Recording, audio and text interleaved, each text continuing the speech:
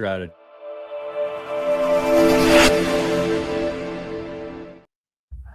Good morning, good afternoon, good evening. We got the almost full grid here. We got Rashad back, we got Joe, we've got Forrest Huddle, Brad and Jerry. Someone was betting that Rashad won't make it today either. I think Rashad was betting against that. So he's here today. I hope he won big time. I'll start off with Rashad. How are you doing? How was the last 1 month or 2 months that you haven't been here? It's been like 2 weeks. It's been good. I've been super busy just getting some stuff done. So happy I could make it today. Amazing. We're happy to have you back. I also won 10 Bitcoin today. So it's always a good day. Here you go. It's always a good day. I saw that today. I did not want to make a price thing, but I just saw that today that exactly 10 years ago on the day, we got like almost 100x from here. So it's like 647 or so. Like Google doesn't let me pick the exact date. So it could be a little bit off depending on what day was it exactly. But like July 10 years ago, it was 647. And now we had like 64K, which I found really hilarious. So I put it in the thumbnail.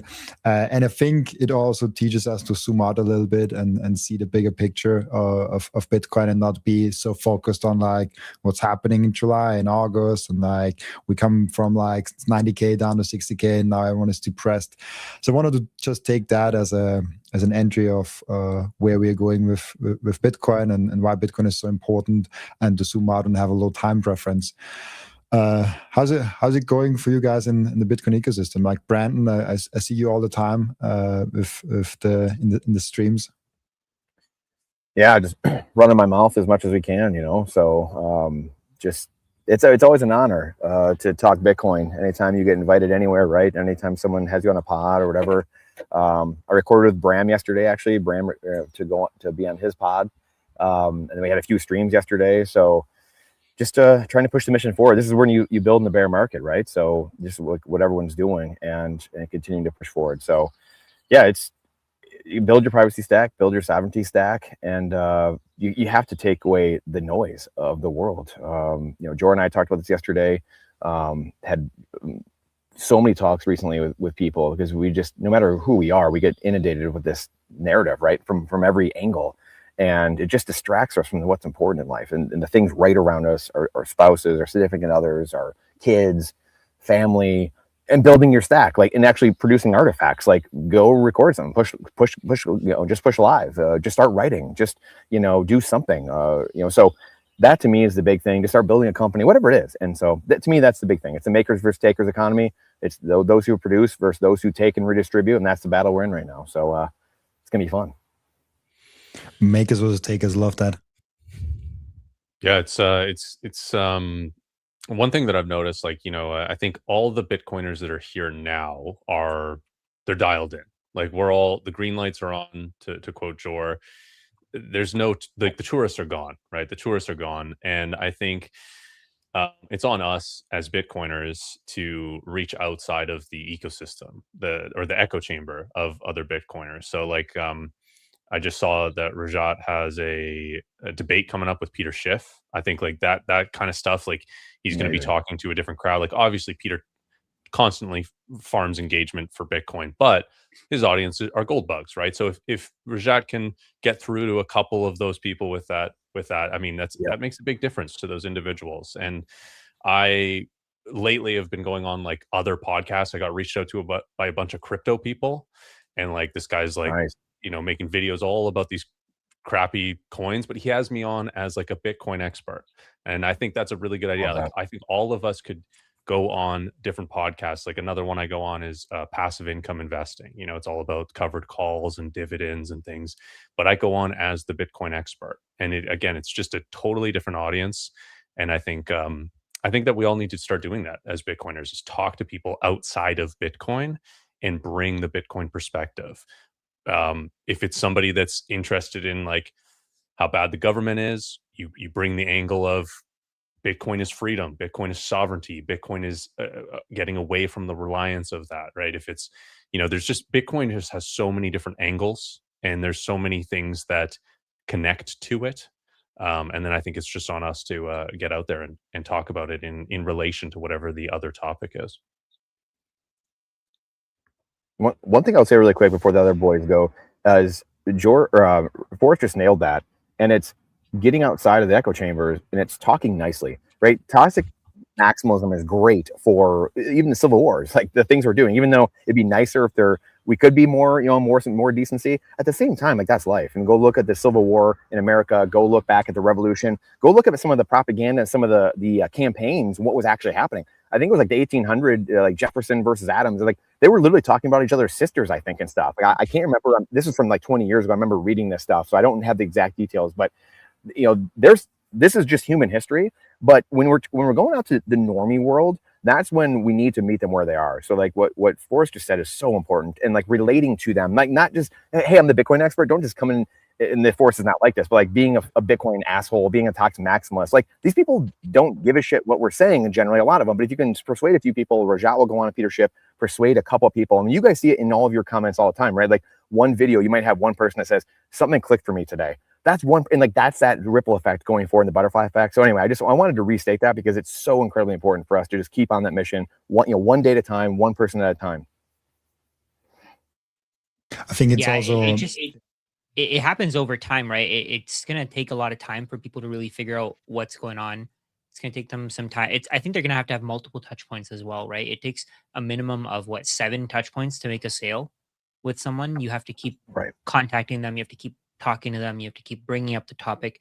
At some, like, my goal is just to challenge Peter's views. That's all I'm going to do. And I feel like he puts everything out there. I don't think he has anything new. He's said the same things for the last 15 years. So, I mean, it's going to be fun to just make him question his own thoughts. Maybe he'll go a little bit insane with the questions that I ask him. So you should bring up silver and gold and the price action, right? Like exactly. He's always talking about the price of Bitcoin. Oh, it's not a store of value. It went down this much. Well, why were you pumping silver at the top? Like, what happened to that, Peter? Mm-hmm. A little bit of his own medicine. I was going to, because silver is down 50% now from the top, I think which is crazy. Like that. Yep. 50%. It acts like a meme coin now, like silver, and almost gold less, but like silver definitely. Yeah, agreed. And he talks about both, so mm-hmm. it's both of them that are acting like meme coins to me, at least. He talks about them both, so why not? Yeah, and gold bugs are on our team, man. You know what I mean? They understand what's going on. I can't stand the infighting with the anti-fiat people, because that's what we all are, right? And I remember when I switched from gold and silver, they were all mad. And, oh, man, how can you like that crypto crap and that Bitcoin BS and all this other stuff? I'm like, guys, listen, it's almost like we're like a military. We're just a different branch of the military, right? Fighting against the fiat currency. But I'm telling people right now, because it's the summertime and it's like, nobody cares again about Bitcoin right now. So this is how you sharpen your sword right now. Right. If you don't run a Bitcoin node right now, especially with all the stuff going on, the infighting and stuff, learn about it. Get a cheap node, try to run it, download the entire blockchain if you can. I know Start 9 is very, very expensive, and people always start from the top. Work your way down. But the main thing is understanding what is going on here. You know what I mean? Lou, what's up, man? And because again, we got to keep this thing decentralized. That's the main thing. And decentralization comes from you putting your Bitcoin in cold storage, running a node, most importantly, and try to learn how to mine and stuff like that. But just touch some grass and try to become a better Bitcoiner while everybody else is sleeping. Just keep stacking as much as you can. I was listening to one of my favorite guys. Hello, Lou. Welcome to the Brady Bunch here. I was listening to one of my favorite guys, Earl Nightingale. I know Jerry's a fan of Earl too. And probably most Bitcoiners are. Is very in line with what we talk about, value for value, providing service to the world, the laws of the universe. And one thing he talks about is like scarcity sells itself. And it kind of made me think of Bitcoin. And you don't really have to promote it. You don't have to talk about it. It just kind of oozes itself out there. The problem, though, that I find in Bitcoin is that nobody really knows what it is. Like he was kind of comparing it to diamonds. Everybody knows what diamonds are, that they're scarce. They kind of sell themselves. But I feel like Bitcoin specifically it's had a very negative image from the general public for the last 17 years. And so you don't really have to sell it, but you have to combat the narrative and the negative marketing that's been, put towards Bitcoin, because you understand that it's an unstoppable force, a network, fully decentralized, which means it cannot be controlled, it cannot be manipulated. But because they can't stop it, what they do is they use information, and they've been doing it for a very long time, and they're very effective with it. And I would say Peter, even though he is a gold bug, he's been part of that anti-Bitcoin marketing team. So most things in life, you don't really have to sell it. If it's a really good product or it's scarce, people just kind of gravitate towards it, and it will happen over time. It's just how fast we want it to happen, how fast we want adoption. And it's really up to us. How many debates can we have? How many counter arguments do we have? How well-versed are we when we're talking to our friends and family and on the internet, trying to explain this thing to the people who haven't put in the work yet? So that's kind of where I feel like we're at right now. It's going to happen over time. It's just kind of up to us to accelerate it. I love the comment section. Really cool to see you guys. How are you doing, Lou? What's up on the Bitcoin side for you?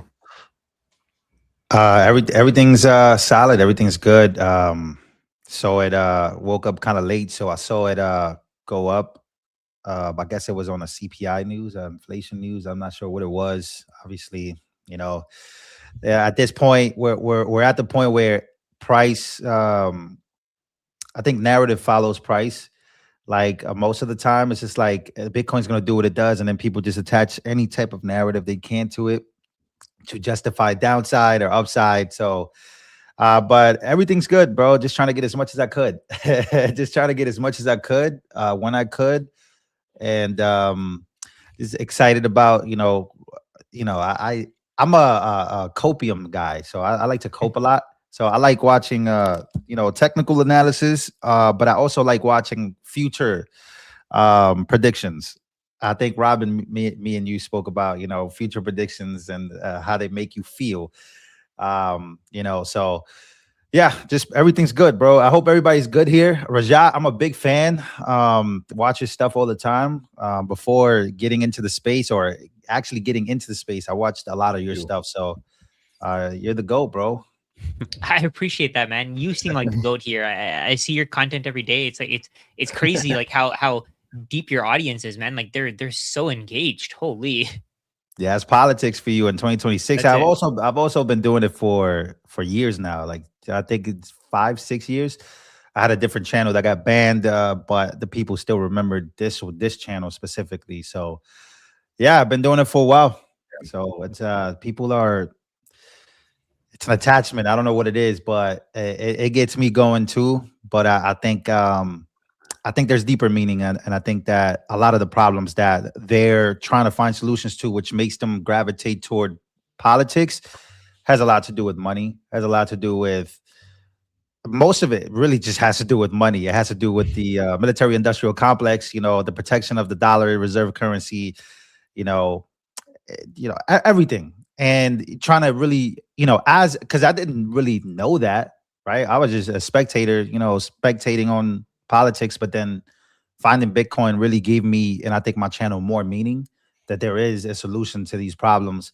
And so, I try to incorporate that as much as I could. It could be annoying, so I try to really just once in a while, mention it in there because, again, I think Brandon was talking about the bad name that Bitcoin gets. It's just like, for fuck's sake, right? Like, excuse my language, but like, it just gets really annoying, right? Because this, but then if you just mention Bitcoin, it's just like, oh man, I can't believe you're saying that on this channel. How dare you? You're trying to scam us. So it's just like, unfortunately, that's a lot of the boomer talk too. There you got to identify the crowds that, have a hard time with Bitcoin. And most of them, in my opinion, could be young. They vary, but from my experience, a lot of the older people, they want nothing to do with it. They need somebody else like a Peter Schiff or freaking Charles Schwab or whatever, which they are doing it now. So I think it's going to take time, but by the time they get it, they'll be dead. So unfortunately, that's a joke, guys. You guys can laugh. That's a very dark joke, by the way. So I don't know. Hopefully things get better. But yeah, everything's good. I mean, if Bitcoin fails, then all we have to do is just vote harder, right? Just vote harder. Yeah. And we didn't laugh, Lou. We didn't laugh because it was true. It was a true statement. So it was. Like, damn, I'm saying boomers are all gonna die. It's like these guys ain't even laughing. Hey, we're all going the same place someday. We're all going the same spot. And well, change happens in generations, right? And it's I think who was it?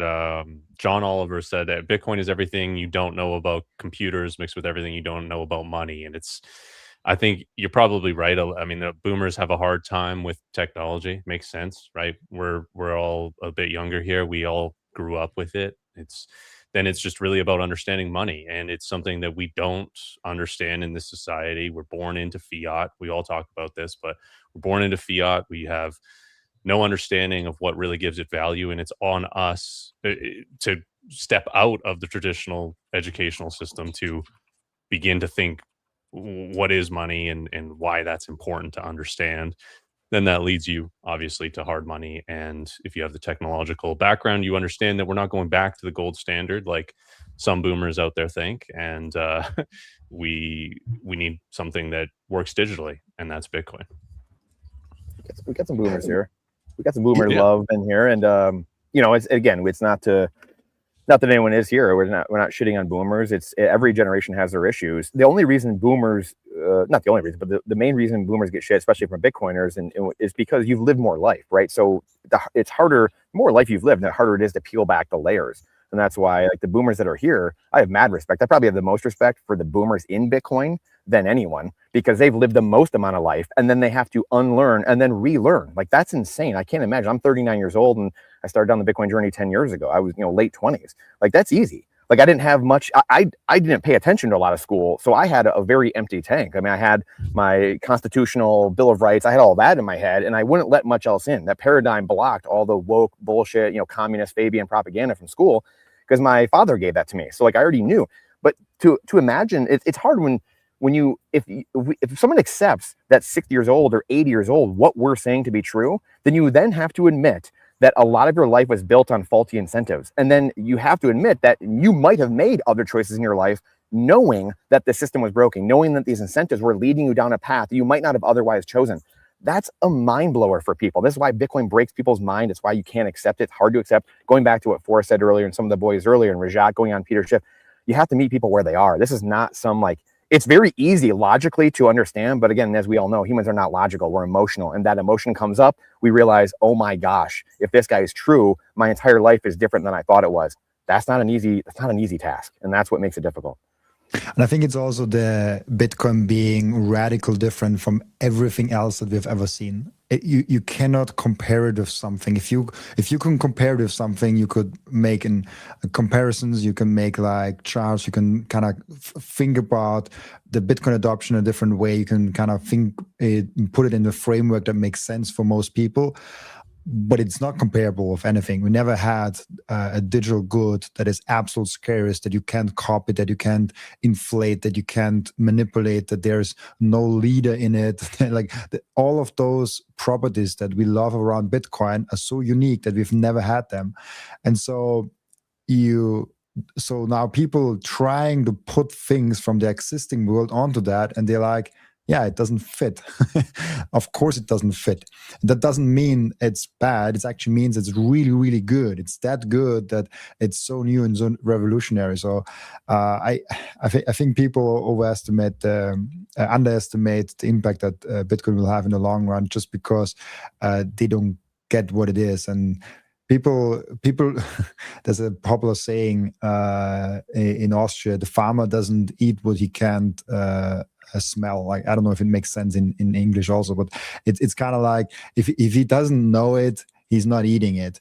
And so that's kind of like a lot of like traditional financial experts. They're like, oh, Bitcoin, I have a financial framework for gold, I have a financial framework for stocks and all of those, but I don't have a financial framework for Bitcoin, so it must be a scam.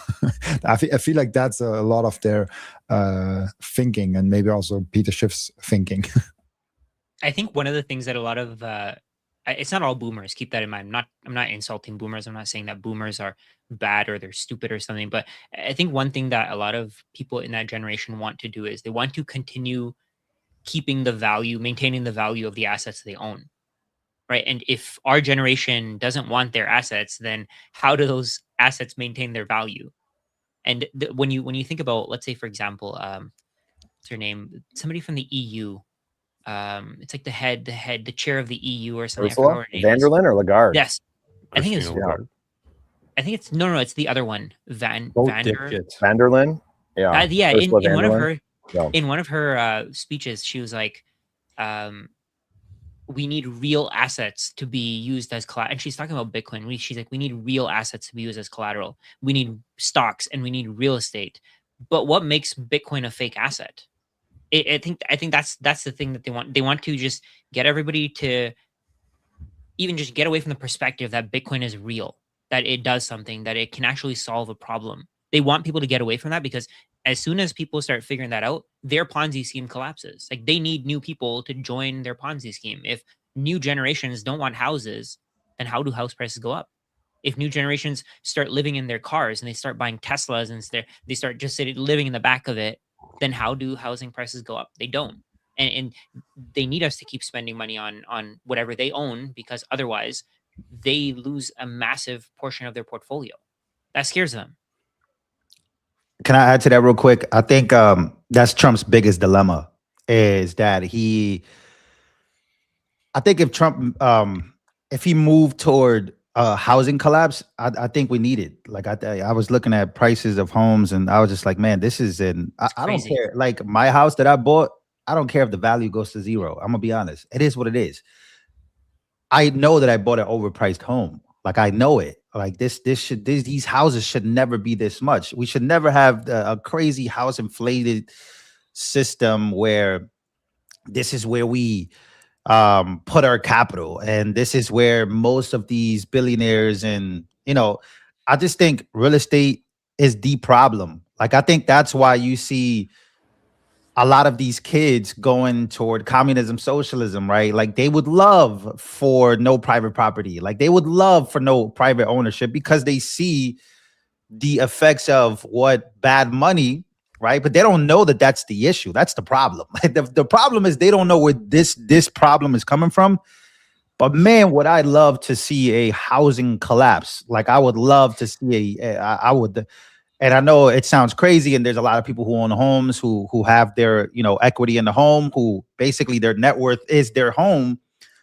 But I just think that solves a lot of problems. Like it just does. And the fact that we don't have, I don't know. I think homes being valued at $4 million, $5 million is just absolutely insane to me.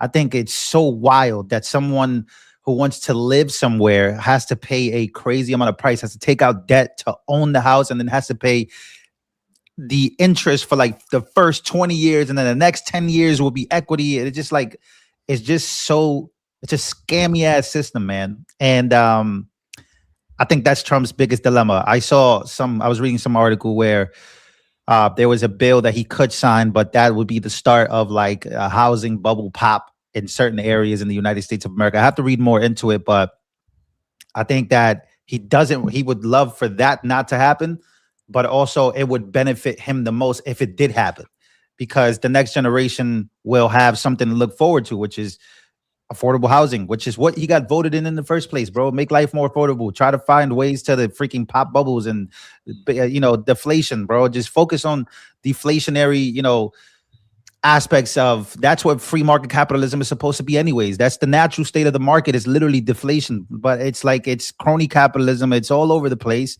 So I don't want to go on a rant, but man, I just think that houses being worth that much and then having to take out debt to own it and then being a slave to that debt, I think that's why you have so many people my age. I'm 29. Everyone my age, bro. Like there's nobody I talk to that I can really relate to anymore. Like even my friends, like, bro, they're all socialists, bro. Like it's crazy to me. So whatever. They're all either socialists or they're all gambling. Oh my God, that's even worse. It. That's the two groups. They're either socialists and they're getting screwed Almost by not one and the gambling, same.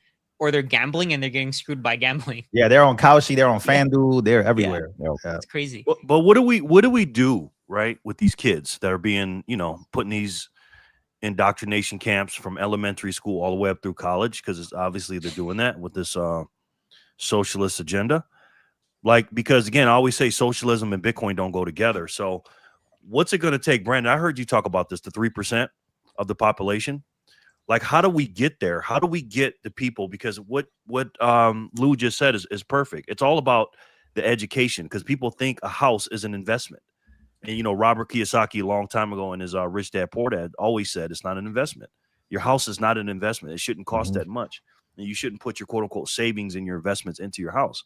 But what's it going to take, guys? What is it going to take for the population to say, hey, man, you know, we need to start teaching these people and getting to the 3%, if the number is 3%? What do you guys think it'll take to get not mass adoption of Bitcoin, but just where we need to be to get to mass adoption? Much more of this, Jerry. Much more of this. It's all it is, because you got to understand what we're up against here. You said it, it's the system. The whole, since you're 5 years old, you're trained to be a good slave. I said that the other day to my sister-in-law, actually, because she's a teacher. And I said, I don't want my kids to be, you know, taught how to be good slaves. And she kind of like took offense to it, like as if we're slaves now. But if you compare slavery throughout time to where we're at today, what's the fucking difference? Yeah, it's a different form. Yeah, it's just in a better wrapper now. And so I think that it's really what it is. It's packaged better and it's sold better. And that's what we're fighting against. We're fighting against that whole complex that has unlimited money printing to fight whatever narrative they don't want. So eventually people get burned, and it comes in spurts. People get burned in different ways. And then they stop trusting the government, and then they stop trusting the media. And then they slowly find their way to streams like this, where we talk about Bitcoin, we talk about how overpriced real estate is. And then they start doing the calculations. It's just a very slow and painful process that we're kind of going through right now. And I don't want to get off topic here, but I don't ever plan to pay off my mortgage, because like Lou said, like it's overpriced as it is. I'm never going to get to own it. If I'm going to be putting my capital towards something, I want it to be Bitcoin. So an example of that would be if I did end up paying for the next 10 years, let's say I pay down $50,000 on my mortgage, I'm just going to take another mortgage on that, pull that equity out, buy Bitcoin with it, and just continue my loan forever till I die. I don't need to own that asset because I don't own that asset anyways. So that's kind of how I think about real estate. And so it's kind of like, you just got to spread it. You got to talk about it. You got to do shit like this. And it's uncomfortable. It's not, not sexy all the time, but it's what has to happen. It's the only way it happens, because nobody's going to do the work for us. Jordan, sounds like Trump's. Mortgage? Yeah, I was just about to say that. What's that? I was going to say, Nav just said Jordan's going to get a 50-year mortgage. Trump 50-year. I'd get a 500-year mortgage. 100-year. I know. Absolutely. Yep. 500-year mortgage. 100%. Oh my God. Isn't it crazy? Isn't it crazy though, when you think about all this stuff, how, because we got Lou on here, he's a political expert, but isn't it crazy that how the Bitcoin cycles go exactly with the presidential cycles, right? All these things go together. And again, now that I'm into Bitcoin, and you know how they say New Year's resolutions, I don't give a shit about years. I don't even think about a year. I always think in cycles. Right, I'm always thinking about the next 210,000 blocks, the next 4 years. So again, in order for us to do what we're talking about, get this adoption going and the education, because again, the problem is deep and is embedded in us since kids. Do you think the 4-year cycle was done on purpose, or was that just an accident? And how you think that plays a part in the future for us? Sorry, Robin, I don't mean to do your job. Sorry. I think it would be pretty hard to do on purpose, because he released the white paper 2008 on Halloween, right? And then released the first implementation of Bitcoin. Like the Genesis block was mined in January 9th or January 3rd. January 3rd, right? So yeah, okay. Yeah. 2009. So a couple months later, and I think it took a long time to write this, but it's not going to and create Bitcoin. But I think timing it, like I don't think Satoshi would have waited specifically to try to time it with U.S. presidential and business cycles and stuff too. I do think it was a coincidence. sort of just directly answer your question personally, but like to hear from everybody else too. I don't know for sure. I don't have any theory on that, but I sorry to jump back to your first question, Jerry. I love that question because you kind of mentioned like people are kind of asleep at the wheel and not paying attention. I think we have to separate two issues. The first issue is people not getting Bitcoin. I think that's not an issue because people will adopt Bitcoin no matter if they want or not. They will have either Bitcoin in self-custody, the real Bitcoin, or they will have some fake Bitcoin that they have to have because the government tells them at some point to do that, or like the game theory and the incentives will at some point they have to have something like that. But the interesting question that I ask myself a lot actually is, does Bitcoin have a meaningful impact on our society and wake people up and make people more sovereign and more independent? And the longer I'm in Bitcoin, the less I think it is that the way the more I think that there will be the few percent that will be awake, that will know how to do things, that are independent, they go the harder way, but like, hard choices and easy life kind of a thing. And they figure that thing out, and they're doing work and they're doing the hard stuff, like Lou, like Rashad, like you guys all doing with your work and being an entrepreneur in the space, and doing something that seems more risky, doing something that seems a little bit more outside of the norm. But for that, you get an easy life long term. And I think that's, I don't know, I don't want to be like the drawdown here, but like, I think that will always be the case. I think there's like a small portion of the population that do a lot of the work, will have a lot of the rewards because they do a lot of the work also. And then a vast majority of the population don't get anything because they don't do the work. They're not questioning things. They're not reading things. They're not like hustling things. Like they just do whatever they are told to do, and then you always stay the pleb. I don't want to use pleb because pleb I feel like is a cool word in Bitcoin, but it is like that. I don't know. Do you guys have other views on that? Like it's more one of my more sad views on Bitcoin's impact on the world. I don't think we're ever gonna. I think there's going to be, like you said, there's going to be certain people that take self-custody, take this really seriously, be very sovereign about it. And with those people, they actually have the ability to really control something that they understand all the fixed rules of. And I think that's really the revolutionary change with Bitcoin is not really like taking self-custody is one aspect of it and the ability to do that, but it's really this transparent ledger that has controlled issuance and max supply, and that nobody can change that and fix that for themselves to benefit them and their friends, like the current financial system. And with reality to like if you try to be a sovereign individual right now, without Bitcoin, like you can take custody of your dollar bills, but you know that somebody is like secretly sort of stealing the purchasing power away from that. And it's sort of this theft, and yeah, you still have custody of it, but what does that custody mean if somebody can sort of reach in and take the value of that away by printing more of it? So I think the true ability to take custody and to be sovereign is a superpower of Bitcoin, but absolutely that isn't for everybody. There's just people that just don't care to do that. They just I'm going to export the responsibility of self-custody to somebody else that will protect me, and they'll protect me by having their security measures. And that's what people do with banks, right? That's how banks were developed. Hey, I have this this room in a building that's made out of metal, and you can store your valuables in there, and there's a nice big lock on it, and you're allowing somebody else to be responsible for your wealth. And I think that's probably going to be recreated with Bitcoin throughout time. However, there's ultimately still that ability for an individual always to take self-custody. I think that's always going to be possible. And I, there's other people that disagree with that. Like NVK says, like, you're basically in the future, people will just have shared UTXOs. in the form of like a layer 2, like Lightning or Arc or Spark, and you have some semblance of maybe unilateral exit or something. But if you don't have enough and the on-chain fees are too much, then it becomes complicated. But I do think that you'll have a level of sovereignty that is restricted ultimately by the base layer, not allowing non-sovereign games and on top of Bitcoin, if that makes sense.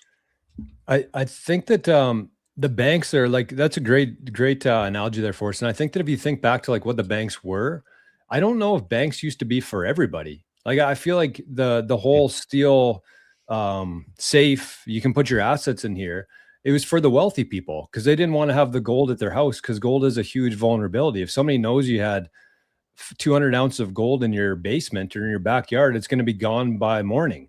So they trusted the banks with a safe to do that for them. I don't think it's the same as Bitcoin, because you can now store Bitcoin in a much more efficient way that really reduces the risk of getting robbed. I think that we're going to go through a tough couple of years here of like more kidnappings, more robbings. But like as this plays out, people are going to realize that Bitcoin's impossible to steal, because you can put a key in this country, a key in this country, a key in this country, and you have to bring 2 out of those keys together to move any Bitcoin. So I think that where we are right now, 100% agree with you, Forrest. Like nobody wants that. Nobody cares about it. Nobody realizes the importance of that. But in the future, I think as more people get educated around what Bitcoin is and how good you can actually secure it, that makes the banks kind of obsolete. And people will, I think anyways, maybe different generation might actually want to take sovereignty of their assets. And it probably won't be for everybody, right? Like if you got, you know, say 10,000 sats, like, do you really need to put it in 3 different countries? No, but the wealthy people, the Bitcoiners with a Bitcoin or 2 Bitcoin or whatever that is, they'll definitely want to keep their own kind of protection over that. So I don't know. I think that demographics changing, generations always kind of move slowly. You know, things change by the generation, and agree where we are right now. Nobody wants that. Nobody cares too much because they don't know Bitcoin's ability either. But I think that will change in the future. I really do. But like, how many people right now that own Bitcoin have self-custody, and how many of those who have self-custody have run their own node? As like such a small percentage. Like I always, yeah, probably.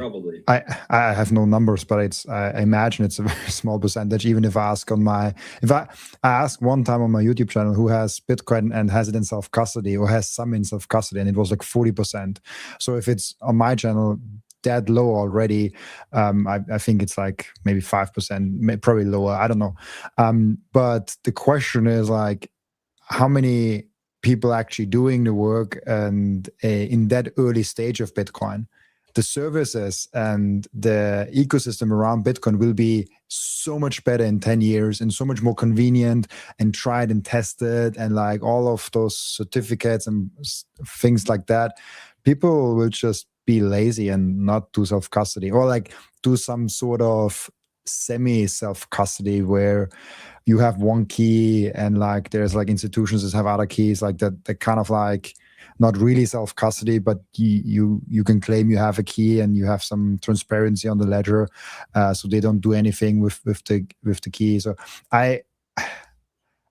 the more I'm in Bitcoin and the more I talk with people, the less I think it will be a mainstream thing. I would love for it to be otherwise. I mean, I'm a co-founder of a self-custody company with Microseed. I am incentivized for everyone to use self-custody, but I just don't think it will be mainstream. I think it will be for a small elite that has the maximum freedom, that are right now in this room, and not only like the 7 of us, but also the 100, 200 people that listen to this. They are like a small elite that gets self-custody, they get sovereignty, they get freedom, they get Bitcoin, and they are the ones that have the ability. And that's what Forrest also said before. It will always be the ability for us to do that. I think so too. But it will never be the mainstream. I don't think we'll ever get to like 30% of Bitcoiners or 30% of people that have exposure to Bitcoin have Bitcoin in the self-custody or something like that. I think it will be way less.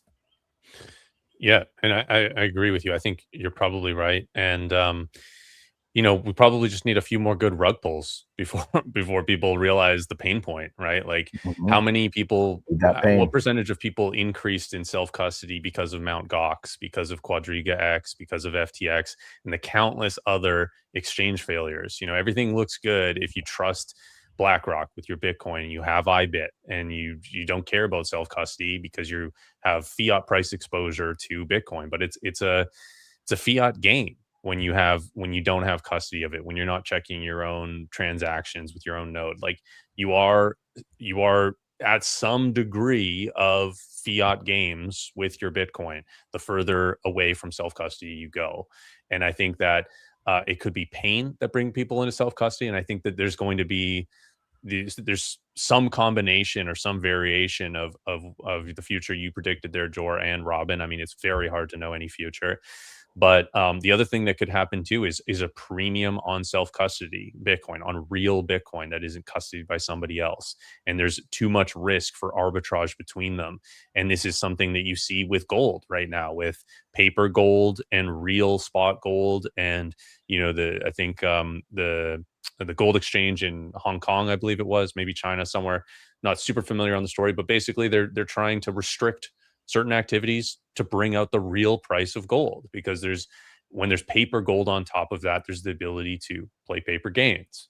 And, you know, it could be pain points like exchange failures, or it could be the idea that literally self-custody Bitcoin is more valuable than custodied Bitcoin. And then that's an incentive, right? It's all about incentives. We follow incentives. If you have a natural incentive to say, hey, I don't trust the custody solution, you're going to take custody. If you say, hey, this is more valuable if I take self-custody, there's the incentives, right? So I think it really just is dictated by what the incentives end up being in the future.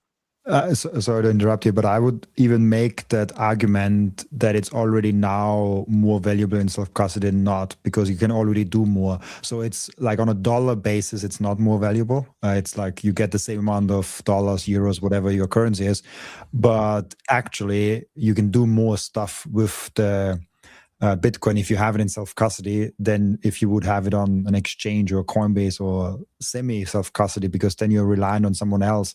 If I have Bitcoin in self-custody right now in my home, I can send it to you right now and you will have it in like 10 minutes. If I have semi-self-custody, I have to call someone, I have to do those things, and like it's there in like 3 days, 4 days. If I have it in an exchange account, I might not even be able to send it to you. So in a way, we already have a premium on self-custody Bitcoin because you have more ability and utility in that same asset. Yeah, I mean, there's benefits to both, right? Like if you have Bitcoin in an ETF in a margin account, you can borrow against it for really low rates. You could sell covered calls on it. I mean, there's different use cases for different things, but I do agree with you. I mean, the permissionless and censorship resistant nature of real self-custody Bitcoin is incredibly powerful, like you suggested there with that, the story of being able to send it immediately without asking permission or without getting blocked by your exchange for, is this your wallet? Like there's no questions, right? Is this your wallet? Or are you sending to somebody else? Or is somebody telling you to send Bitcoin? Like these kind of crazy things that happen with exchanges. And yeah, I mean, I think we all value self-custody Bitcoin way more, but the world has to begin to wake up to that. It's nice not to have to put in your phone number and confirm it to do something. Get a text message. 2FA. Yeah. Facts. But you know what the problem is with interoperability. Is what the monopoly on socialism right now. A lot of people don't want to take personal responsibility. I always tell people capitalism is personal responsibility and socialism is not. So most people don't want to take the responsibility of not only, you know, what they do in their life. You know, they want to be given something. They want people to take care of them. They don't want to work. They want the people that are the quote unquote bad billionaires to take care of them, even though they hate them and they want to distribute the wealth from them. It's going to be very difficult for those people to do self-custody and get them. Isn't that crazy? They say, oh, it's all blood money, but they want to redistribute that blood money. Exactly. But again, they're hypocrites. You know that. If it's blood money, why do you want it? Why do you want it to support your life? So wow. And this is why we talk about this a lot too, the power, persuasion, the vibes, the energy. And that's what we mentioned right at the top. That's that's what's very persuasive and very the contrast is very important. So the meme of CBDCs and slavery or Bitcoin and freedom, which way are you going to go? Western man, whatever. Those memes are very powerful, and it's very important because, like you guys have all said, I mean, someone here is just listening, or maybe it's their first time here. 7 of us here, and we're all basically saying the same kind of thing. People that have all been here, I mean, the cumulative time that all of us have been in Bitcoin is decades. And so you look at that and you say, okay. And I remember I always bring this up too with Pierre Rochard, who's one of the OG writers in Bitcoin, from 14, 15 years ago, and he was like, yeah, the first year I thought everyone's going to get Bitcoin, and here we are 14, 15 years later, and like cutscene, we have very little adoption still. So all that to be said, don't get shaken out of what's going on. Don't stop the fight. And this is where Lou comes from the political side, Jerry, politics a little bit, but gold and silver in a traditional world you come from. I come from real estate world and the political world as well. All the boys here up the top, same thing, like these different worlds that we come from, and they all coalesce around this same problem we've realized from all these different angles we've come from. And so you can't stop from these different, you have to fight in different battlefronts. And Jerry talked about earlier about some of these things just being a different branch of the military, and the war is huge. These wars are massive, and they're fought on different battlefronts with different branches and on different battlefronts in different cities and different countries and different areas. And that's how you have to look at it. We get so myopic and think we want our instantaneous stuff, which I'm guilty as anybody of thinking like this is going to happen tomorrow, and we have Instacart delivering us things or whatever it is. And that's unfortunately what holds us back a lot of times in the patience factor. And we try to get fancy, we try to get cute, and we try to shortcut things. We end up losing Bitcoin because we're trying to get too fancy, or we end up messing with the time chain, or we end up doing too much, and we get out of consensus, and we're getting too fancy, right? We're activity bias. And so that's where at the end of the day, you have to fight with your vote, your actual vote. Because like the Mandami thing, tangenting politics, right? And Lou can tell everyone this, but the Mandami, the thing the other day, right, with a couple of socialists getting voted in the primaries, I believe it was like 10% of the people voted. So that's what I laugh when people say their vote doesn't matter. Well, your vote doesn't matter because you didn't show up. And how many people now are so disillusioned? In sports, it's a forfeit, right? When the other team doesn't show up. That's what the devil wants. The devil wants your will broken. So it's not to say that voting is the only thing. And Jor, when I went back and forth on this yesterday, but it's one front of the battlefront. And then you have to vote with your money. You have to vote with, rug pulling the system, pulling your money out of fiat and putting it into Bitcoin, self-custody. And then you got to vote with your voice. That's what people are doing here in the chat. That's why we all show up every single day. And we all are streamers. We're all educators. You have to vote with your feet. You move to a different area.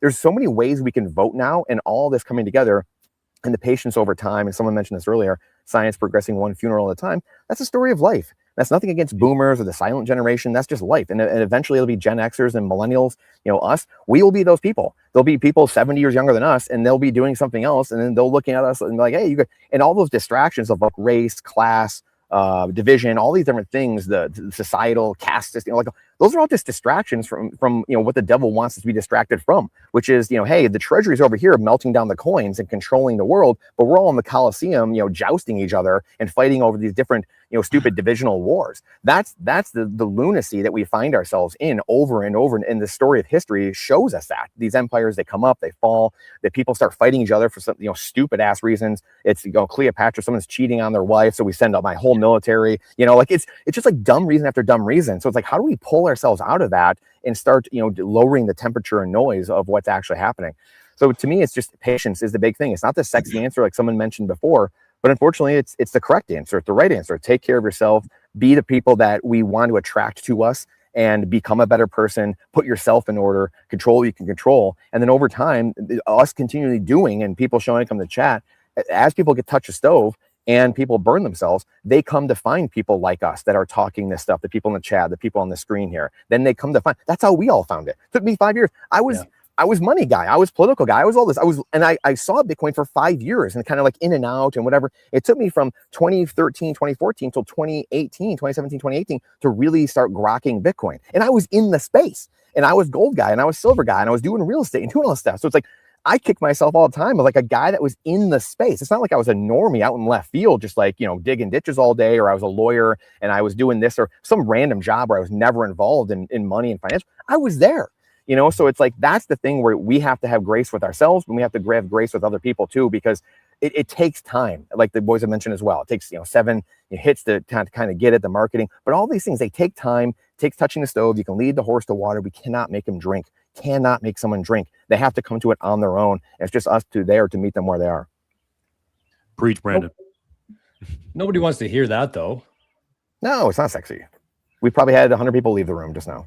That's the thing, is like, you want people to watch your video. You say 6-pack abs in 30 days or $1 million in 90 days. Like, that's what people click on. Nobody's going to click on a thumbnail that says, buy Bitcoin, hold on to it for 10 years and do nothing else. Like, nobody wants that. Nobody has 10 years. Like, they don't think that far ahead.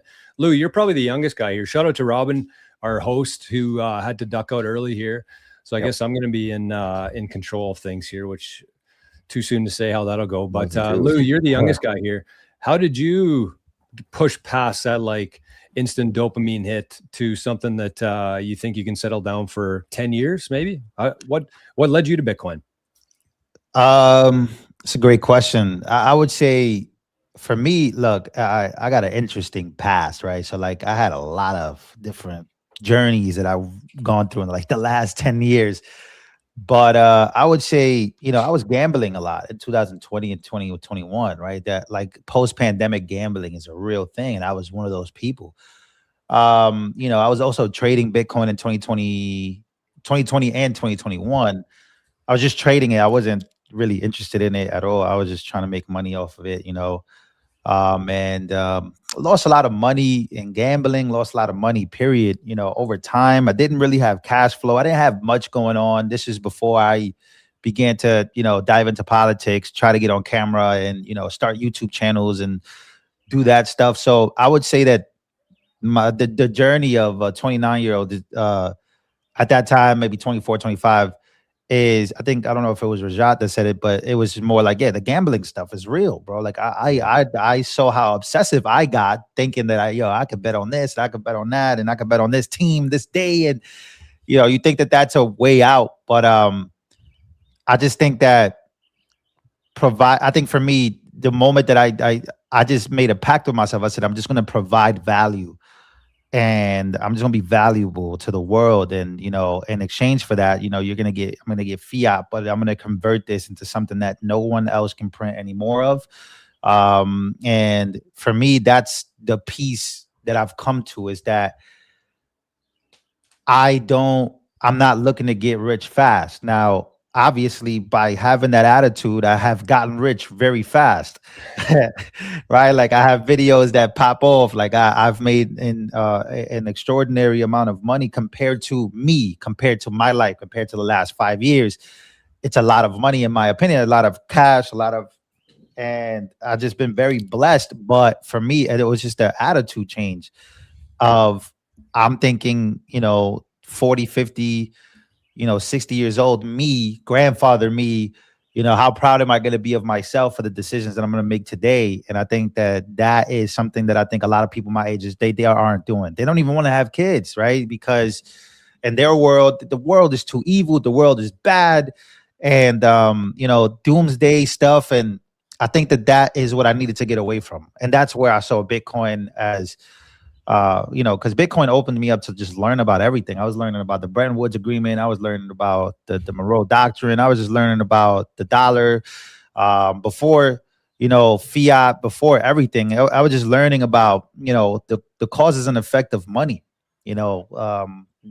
births, divorces, everything since 1971, since we went off the gold standard. What changed and where are we? And yeah, I think unfortunately for people my age, they don't care enough. A lot of them don't, but they don't care enough to care. Like they don't want to know more. Like they're at that point where they're like, man, F that. I just want to live life. I want to party. And unfortunately, that to me, to Brandon's point, that to me is the worst thing you could do, because 10 years down the line, when you're 40 or when you're 45, you didn't have any kids, you don't have anything. Like you don't have any proof of work. Like you didn't do anything, right? Because you thought that partying, but you have another 50 years to go, and you can't share these moments with people. And I think that, and my last point is, for me, the most important thing that I want to tell people my age, and they're like, well, bro, why are you promoting this Bitcoin thing? For me, it's just like, bro, I want to have a family. I want to have a mansion in New York somewhere, not the city, but New York somewhere where I can have access to my family. I can go to the Yankee games. I could do all of these things that I want to do. What I'm gonna get, what I think of money, I just think of freedom. Like I want to be able to access family. I want to be able to tell everybody, yo, come stay with me.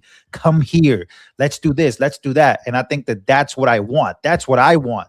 In the long run, and at 29, I'm happy that I'm at that point. But I think it was like a lot of trials and tribulations, bro. It was a lot of bad stuff that's out there that's calling my name. And I think that gambling, going out, partying, bro, like, I mean, everything, girls and drinking and, you know, having fun. For me, I have a focused mentality. And I'm just trying to share that with a lot of people my age. Like, yo, bro, like you at 35, your life could change at 30, no matter how old you are.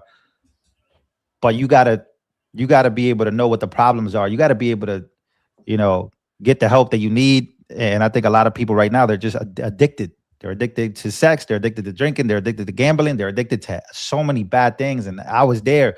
So I know, you know what I mean? And and it's weird. It's like, how does Bitcoin help you with that, bro?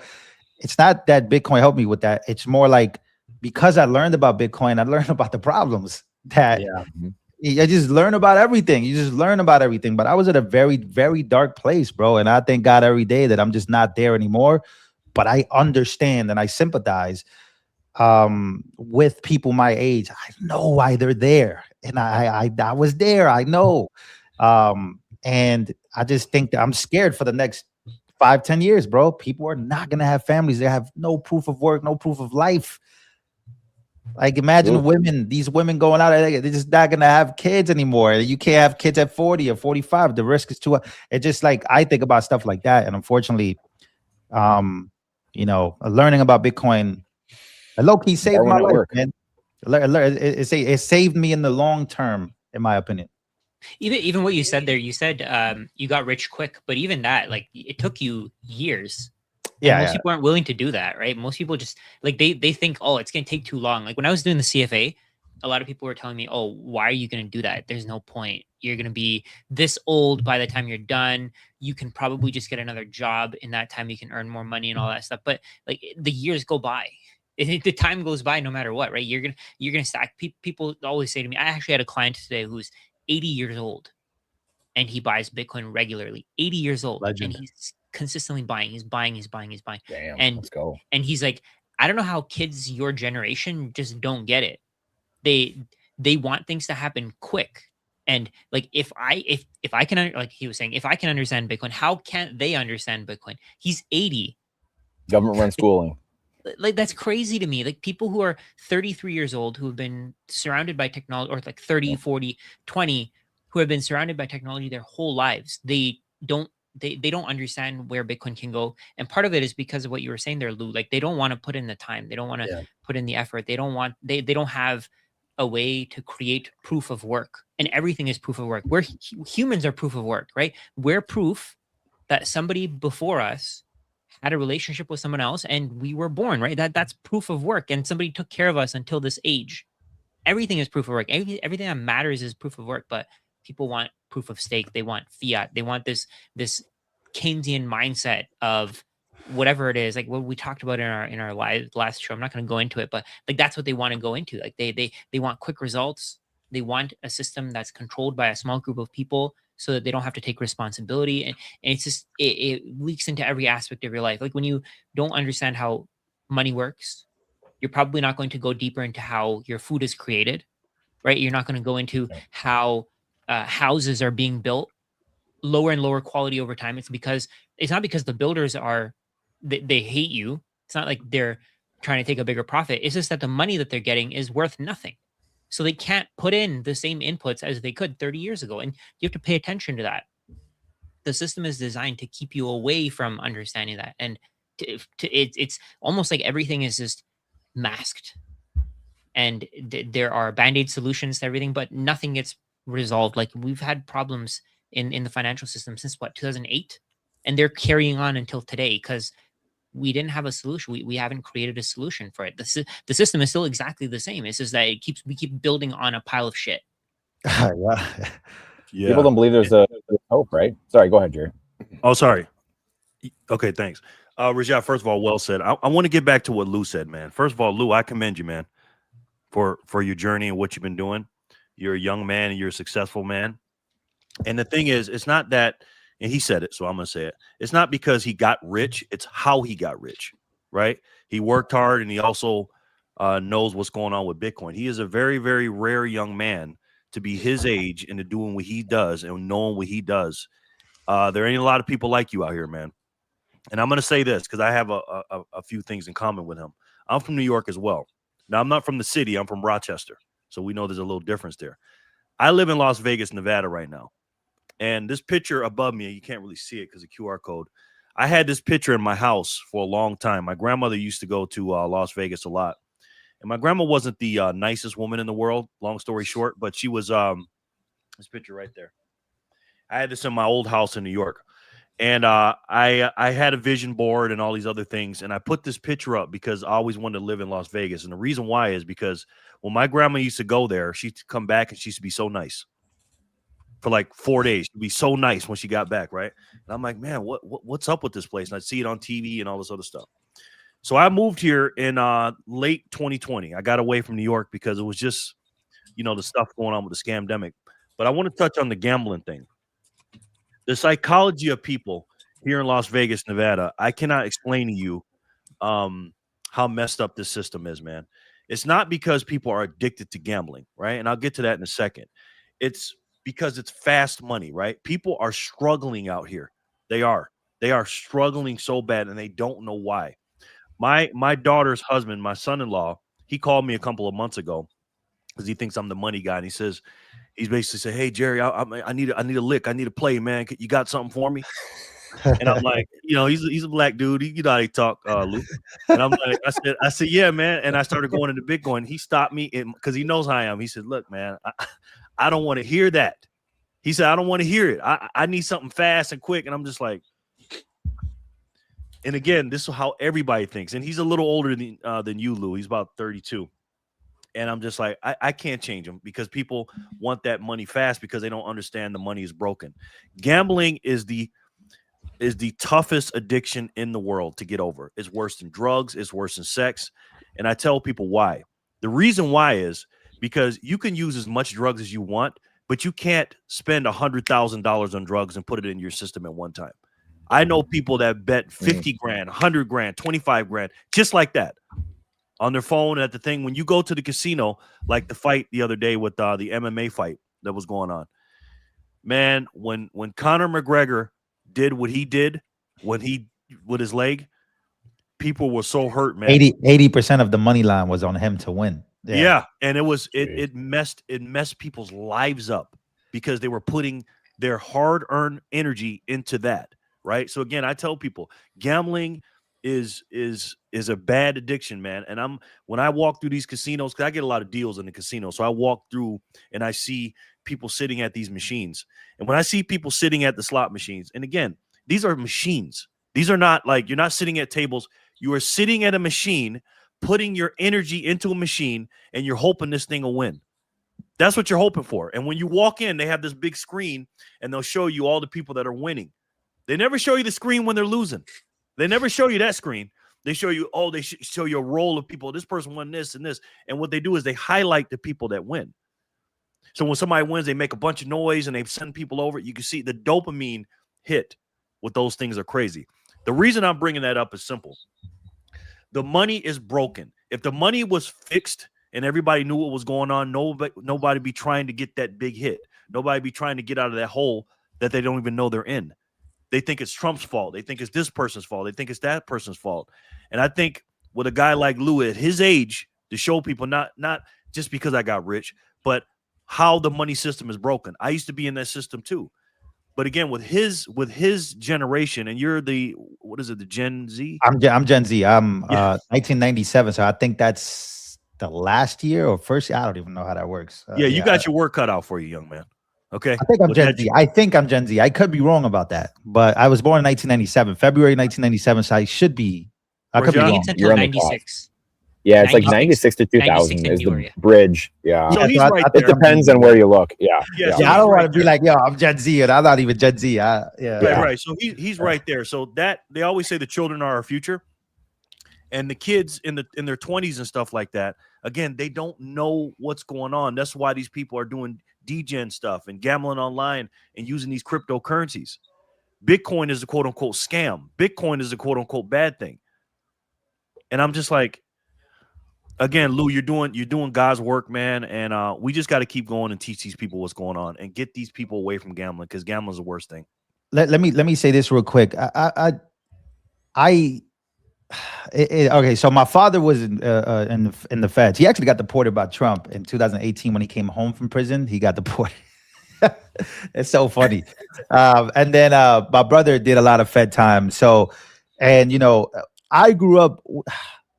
I just hate talking about shit because a lot of people, go ahead. You good? No, I hate talking about it because a lot of people. I just see a lot of people try to. They wish they grew up like that. Like a lot of people would like. There's like a new movement of people wanting to be autistic for some reason. Oh, I'm autistic today, or like, bro, I don't know if you guys seen that, but like I had ADHD growing up, bro. I never talk about that. I never tell nobody. It's not that I'm ashamed, but I just keep that shit to myself. We gotta clip that. Greatest line of all time. Everybody's autistic. Everybody's on the spectrum. Everybody came from the struggle. I do not talk about any of that stuff, bro. If somebody asks me, then I'll talk about it. But I had a father who was in the feds, got deported. My brother was in the feds. I grew up in the Bronx in like the worst neighborhood possible, and I don't care to talk about it. But the reason why I bring it up now is because when I started to learn about Bitcoin and the problems it solves and everything, I would just. You tie everything in. You tie your life. You have this flashback moment as you're learning, and you're like, damn, oh my God, like the system is that deep. Like we were on welfare for a long time, bro. We were getting everything for free, but it was limited. It was like you get everything you can for free, enough to not want to go get a job, or enough to really want to figure out your life, or figure out a way out. There's a lot of people that I grew up with that are still in the same neighborhood. Like they're still there. And I was just there like in 2021. So like I go back and I see them and I'm like, damn, like these people are they're gonna be here for probably forever, for the rest of their lives, bro. And they just don't care. And I'm talking about roaches, rats, bro. It was bad, bro. Like, it was bad. And and the vision board stuff, and you see how he has a picture for me in my room. I had everything I've ever wanted, right? Like manifestation was like extremely like I saw this. Everything that I'm doing, I saw. Like I literally saw.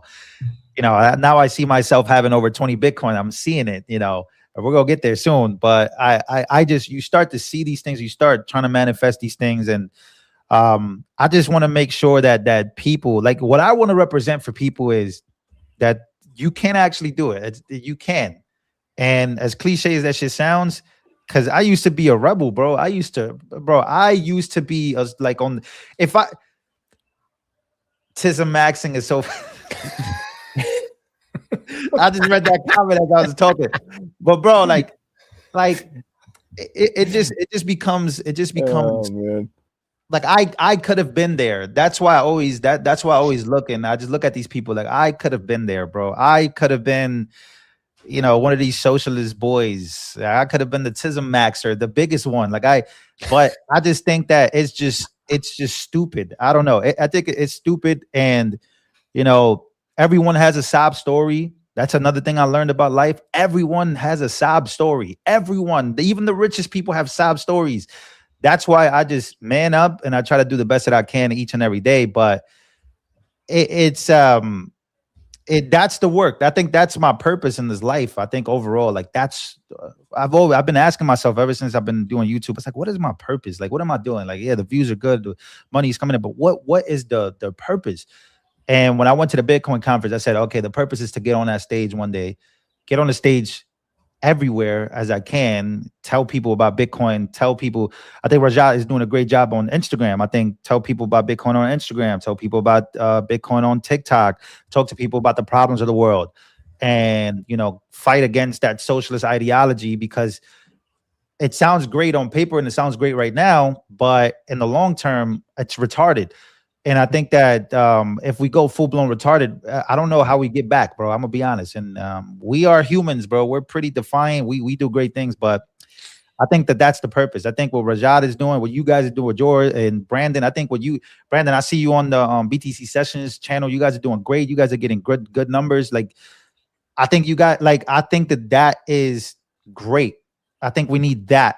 And I just think that people just need to learn.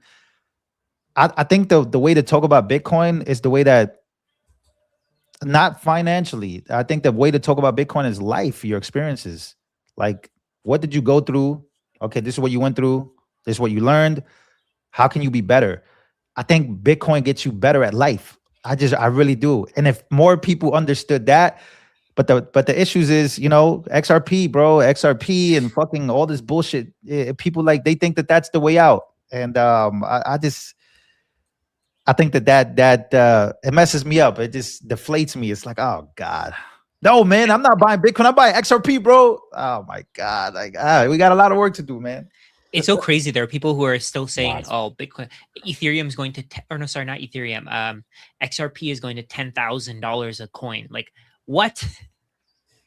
Raja, I don't know if you saw. I don't know if any of you have seen, but there was a trend about Jesus and XRP. Like, people were tying Jesus to XRP. Like, oh, I had a dream. I'm like, oh, hell nah, man. We are going straight to hell. First class ticket, bro. That's crazy. Yeah, it's crazy though, because people I think most people they want that quick return, right? They want that quick win. Like, when you look at our title here, Bitcoin was $647 10 years ago. Woof. At that time, people were probably like, I'm not waiting 10 years for Bitcoin to go to 10x. I can do this or this or this. And in that time, it 100x'd, right? And maybe it'll do another 100x in the next 20 years.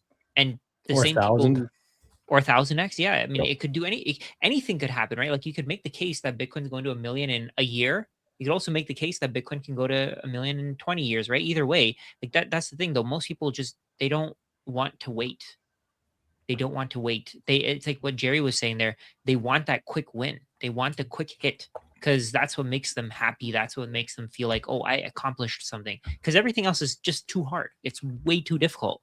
That's why the five of us, Robin, Forrest, that's why we continue, because we're okay with going through the volatility. I keep talking about it. There's this book called The Dip. I think you guys would love it, but it basically goes through how you have to deal with all of the volatility that comes across your life in literally any aspect of it. And let's say starting a business, if you're playing a video game, if you're playing a sport, you're always going to deal with dips, right? But you have to get through them. Same thing with Bitcoin. You have to get through the dips, but most people just don't want to. They can't. They'd rather focus their energy on things they can't control. Like, I mean, most people want to focus on things like, the stock market is rigged, or you should vote and get this person in office. And that's what they're pushing. That's what their entire life is about. They just don't focus on the things that they can do something about. And that's what's making them lose all their energy, right? They're not focusing their energy on the right things, and they can't succeed because of that. Yeah, I mean, I think it's just a reflection of society, and it's definitely intentional. Mm-hmm. Like, they want people to feel worthless. That they spend 12 years of your life in a public education system to tell you that, you're not worth anything. You should be this way. You got to put up your hand to go to the bathroom. They train you from a very early age to believe that you're powerless and that you can't do anything. And it's the system, because the more reliant you are on the system, the less likely you are to revolt against the system. And so it's the whole thing, head to toe, your whole life, you're taught this. And, I think that Bitcoin, unless you have the ability to, Bitcoin isn't just a money to me. Bitcoin is really, I think Lou said Bitcoin saved my life. I agree with that. Like, yeah, I've made a little bit of money off it in fiat terms, but what Bitcoin has provided for me overall in my life, whether it's food or health or relationships, or actually what it means to provide value to society, and the law of the universe, in the sense that you basically only get back what you put into something. We're not taught that shit in school. Imagine if we were.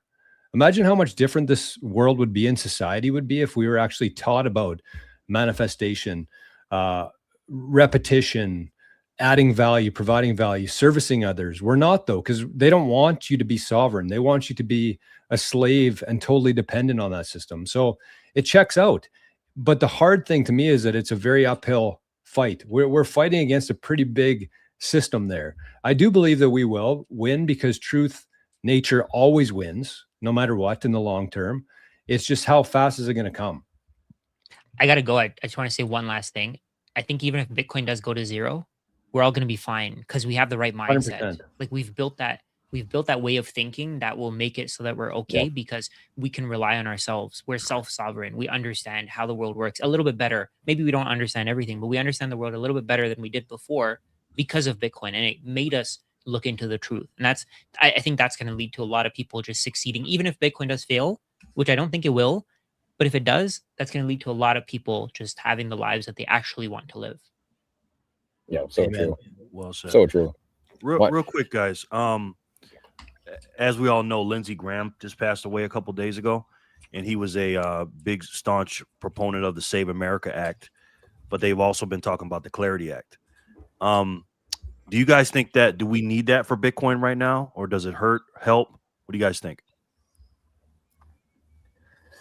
Clarity Act. All right, Rajat. It's nice meeting you. The Clarity Act. The Clarity Act. I think again, I'm a Bitcoiner only. I don't really give a damn about any of this shit, but I think it provides clarity for the big money institutions and the space as a whole. I can see why it will be good in the long run because there is a lot of money. Allegedly, there's a lot of money on the sidelines waiting for this clarity to go through. So I don't know. I don't know if it matters for Bitcoin. I think Bitcoin is going to Bitcoin in its 4 year cycle trajectory. I think it's going to do what the fuck it's going to do regardless.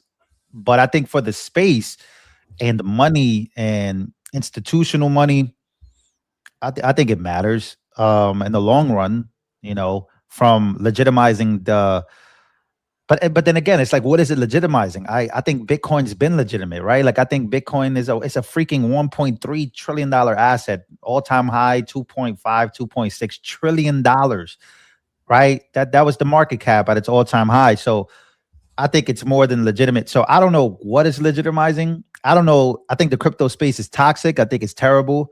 The entire crypto space as a whole. I could see the case for Ethereum. I could see, but I don't know. I don't know. I personally, I don't care, to be honest with you, bro.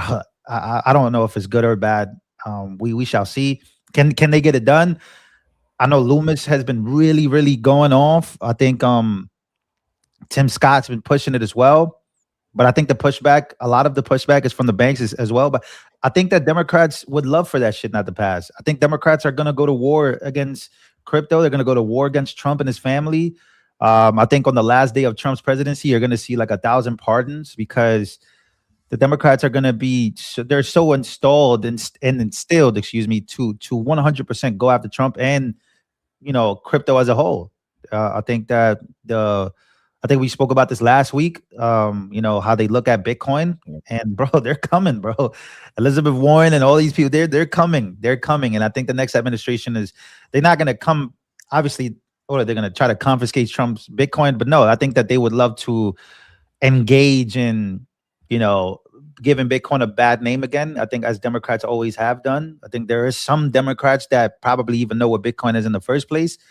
But I think that, the Trump administration, the Trump family as a whole have made, I think the number one stories that you see today, if you look up, Trump has enriched himself through crypto. Trump has enriched himself through Bitcoin. And it's like, fuck, man, we just got set back another freaking 5 years, with this shit. So I don't know. I don't know if it's good or bad, but I know that in the long run, when Trump is out of office, and I think the Democrats will take power, I'm not sure if they'll win the White House, but I think that they want to avenge this whole crypto dynamic thing.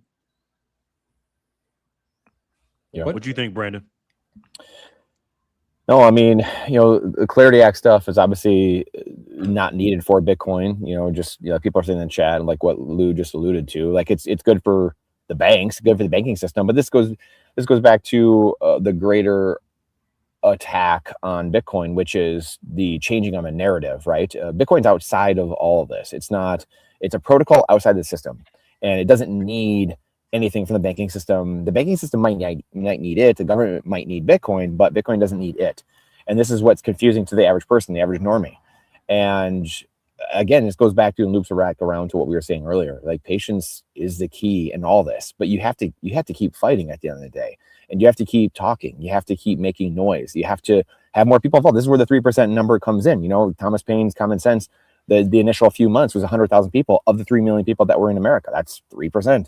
The people that grabbed their musket eventually, it was only a couple percent of people really like actually said, hey, we're doing this. I'm not doing this. We don't need a lot of people, but we need a few more percent of people that are awakened to what's actually happening.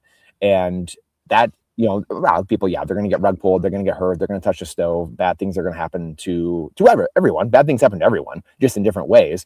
But we're just going to try to hopefully minimize some of this. And is Bitcoin, you know, part of what this title today, Bitcoin at 647 10 years ago, that you know, people don't think there's hope today, right? So like, people don't want to put in the work because they don't think there's even hope, right? So Bitcoin gives you hope. Number one, you know, Christ gives you hope, but people can't even follow the 10 commandments, right? So we have a really hard problem with that. So now we go to the next level where it kind of goes, you know, money goes across all humans, all 8 billion people. Not everyone believes in Christ. Okay, well, what's the next step? It's the communication layer between all 8 million people is money. And so that here we can all talk that. So that's why this medium gets fought over all the time, the money and the money layer. And this is where evil has found a different way, in which, again, because not everyone believes or is a believer or doesn't understand good versus evil, and we're in spiritual warfare on earth, then again, it makes it very hard to talk to a lot of people about what's going on. This is why we see so many problems today. This used to be much more common 50, 60, 80, 100 years ago. You could have deeper conversations with people because they understood the genesis of where the problems emanated from. But if you don't even understand the battle you're in, how the hell can you fight the war? And that's what we're dealing with. This is why Lou and Jerry, well, you guys were talking about, and Jordan, some of the other guys, the socialism and communism, that is a satanic mindset, literally. I've heard numerous priests over time talk about, you know, Marxism, you know, and all that. It's a satanic mindset of take from everyone else, take, and redistribute. That was not Jesus Christ. He didn't take from anyone and give, oh, you deserve this, you deserve that. It is completely antithetical. But if we don't understand the roots of life and nature, then we're going to have a very hard time. And this is where we get into this. I want socialism. We got to redistribute all the stuff. I got to take from other people. It's not fair. Life's not fair. Newsflash, life is not fair. God was nailed to a cross. You think life's fair? You think life's going to be better for you all of a sudden? And that's just something that most of us can't admit. And like I said all the time, like, I talk to myself when I'm doing this more than anyone else. This is to beat myself over the head every single day and to remind myself, dude, you're no better than him. You are no better than him. So good luck when you get pissed off at night. And why don't they see what I see? Because you're always going to be persecuted. Truth's always going to be looked down upon. That's not how the world works. But because we can't humble ourselves to that and realize that, we just quit, we give up, we get frustrated, and that's the fight. That's the fight we're here for. We are here purposely to be fighting this. And it's a never-ending fight until the guy upstairs says, okay, the fight's over. And that's it. So again, that's so unpopular. It's so unpopular to even talk about. But again, it's the genesis, the root of everything. And if you don't understand that, good luck. I mean, you can sit here and talk all day about second, fifth, 10th order, 100th order effects. And it's just completely moot at the end of the day. And I have no time for it, quite honestly. It seems like that's shifting a little bit anyways, or maybe it's just my algorithm, but it seems like the whole world's kind of waking up slowly to things going on here. And that was kind of the next point that I wanted to ask you guys, which is like, I know we're talking about the Clarity Act and government and all these things, but earlier in the stream, we asked the question of, did Satoshi intentionally line up the halvings to presidential elections? I mean, when you guys think about it from your own perspective, is there any chance that you guys ever regain trust in government again? I do. I think so. And I'll just say really quick. Like federally? Yeah, I think so, but it's got to be on a sound money standard. Yeah, I mean, it's got to be on a bedrock, whatever system it is. It's got to be on a bedrock of sound money. You can't, like, again, it goes back to the Bible. If you build your house on sand, well, this is what we've done. It's going to collapse. Yeah. So to me, yes, I could and I would if it was built on a different bedrock. If you could verify them, essentially. You could verify. Yeah, exactly. Yeah.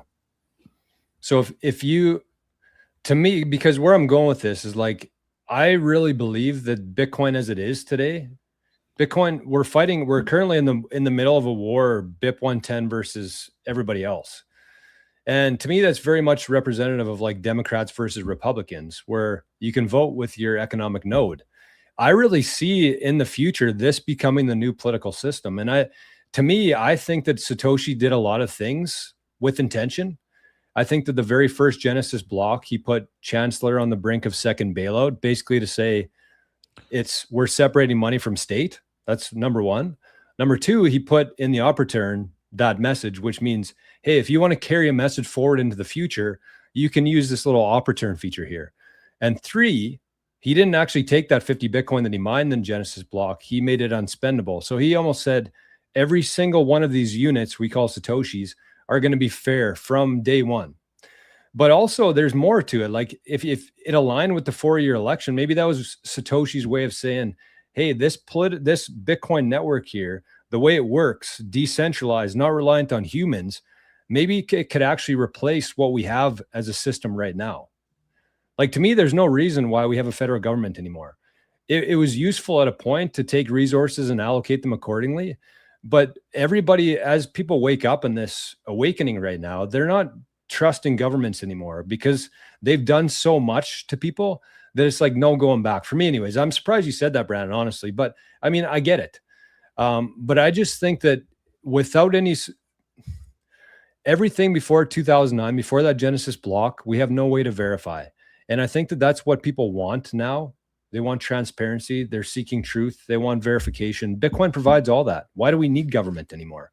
I don't know if it'll happen, but like, I do see a future where we don't have elections as they are today federally every 4 years. It's actually policy. So if somebody wanted to introduce this new update to Bitcoin that doubles the supply and gives half of it to this cause, and people vote on it, what's the difference between that and our current government, other than we can see everything in this network and we see nothing in the current system? Yeah. I don't know. What do you guys think on that? We should I think, man, I think it was Hunter Biden that actually said this. He said we should vote on the blockchain. Like we should have like, like proof of vote or something like that. I think he brought that up. But that's what this is, Lou. That's no, that's what you're doing like right now. If you run a node, yeah, that's your vote. Because I used to think the same thing. I'm like, why don't we just put the votes on the blockchain so nobody can change it, nobody can manipulate it? But like that's what's happening right now. When you vote for one of these implementations, that's essentially the same thing but the difference is you can't you can't fake the other way either, but you have to have some sort of economic power in there to have your vote count, I guess, which is different than what we have now, where, we have mail-in ballots, we have fake ballots coming in. Yeah, we have votes being counted twice. It's not visible to anybody. And also the people who are voting in that system come from different ways of life. A lot of people are providing to the system. A lot of people are just extracting from the system. Why should they have equal votes? That doesn't make any sense to me. Yeah, I mean, it goes back to like the land analogy, where you used to have to own land to vote. That makes sense because you have skin in the game. You've provided enough to society to have this physical land that you have a vote to say on how we go forward here. But if you're just somebody who takes from the system, of course you're going to vote for the system to give you more. Like that's direct incentive of the current system. And so we just keep voting for things because there's more people taking than giving right now. That's why society is the way it is right now. So I always kind of came from the same thing that you were talking about there, Lou, is like, why couldn't we put our votes on the blockchain? Because they can't be manipulated. But this system, it's actually a brand new system that is Bitcoin, where you have policy options, just like we have today. You have bills, you have policies, people vote on that, except these votes actually have energy behind it. Proof.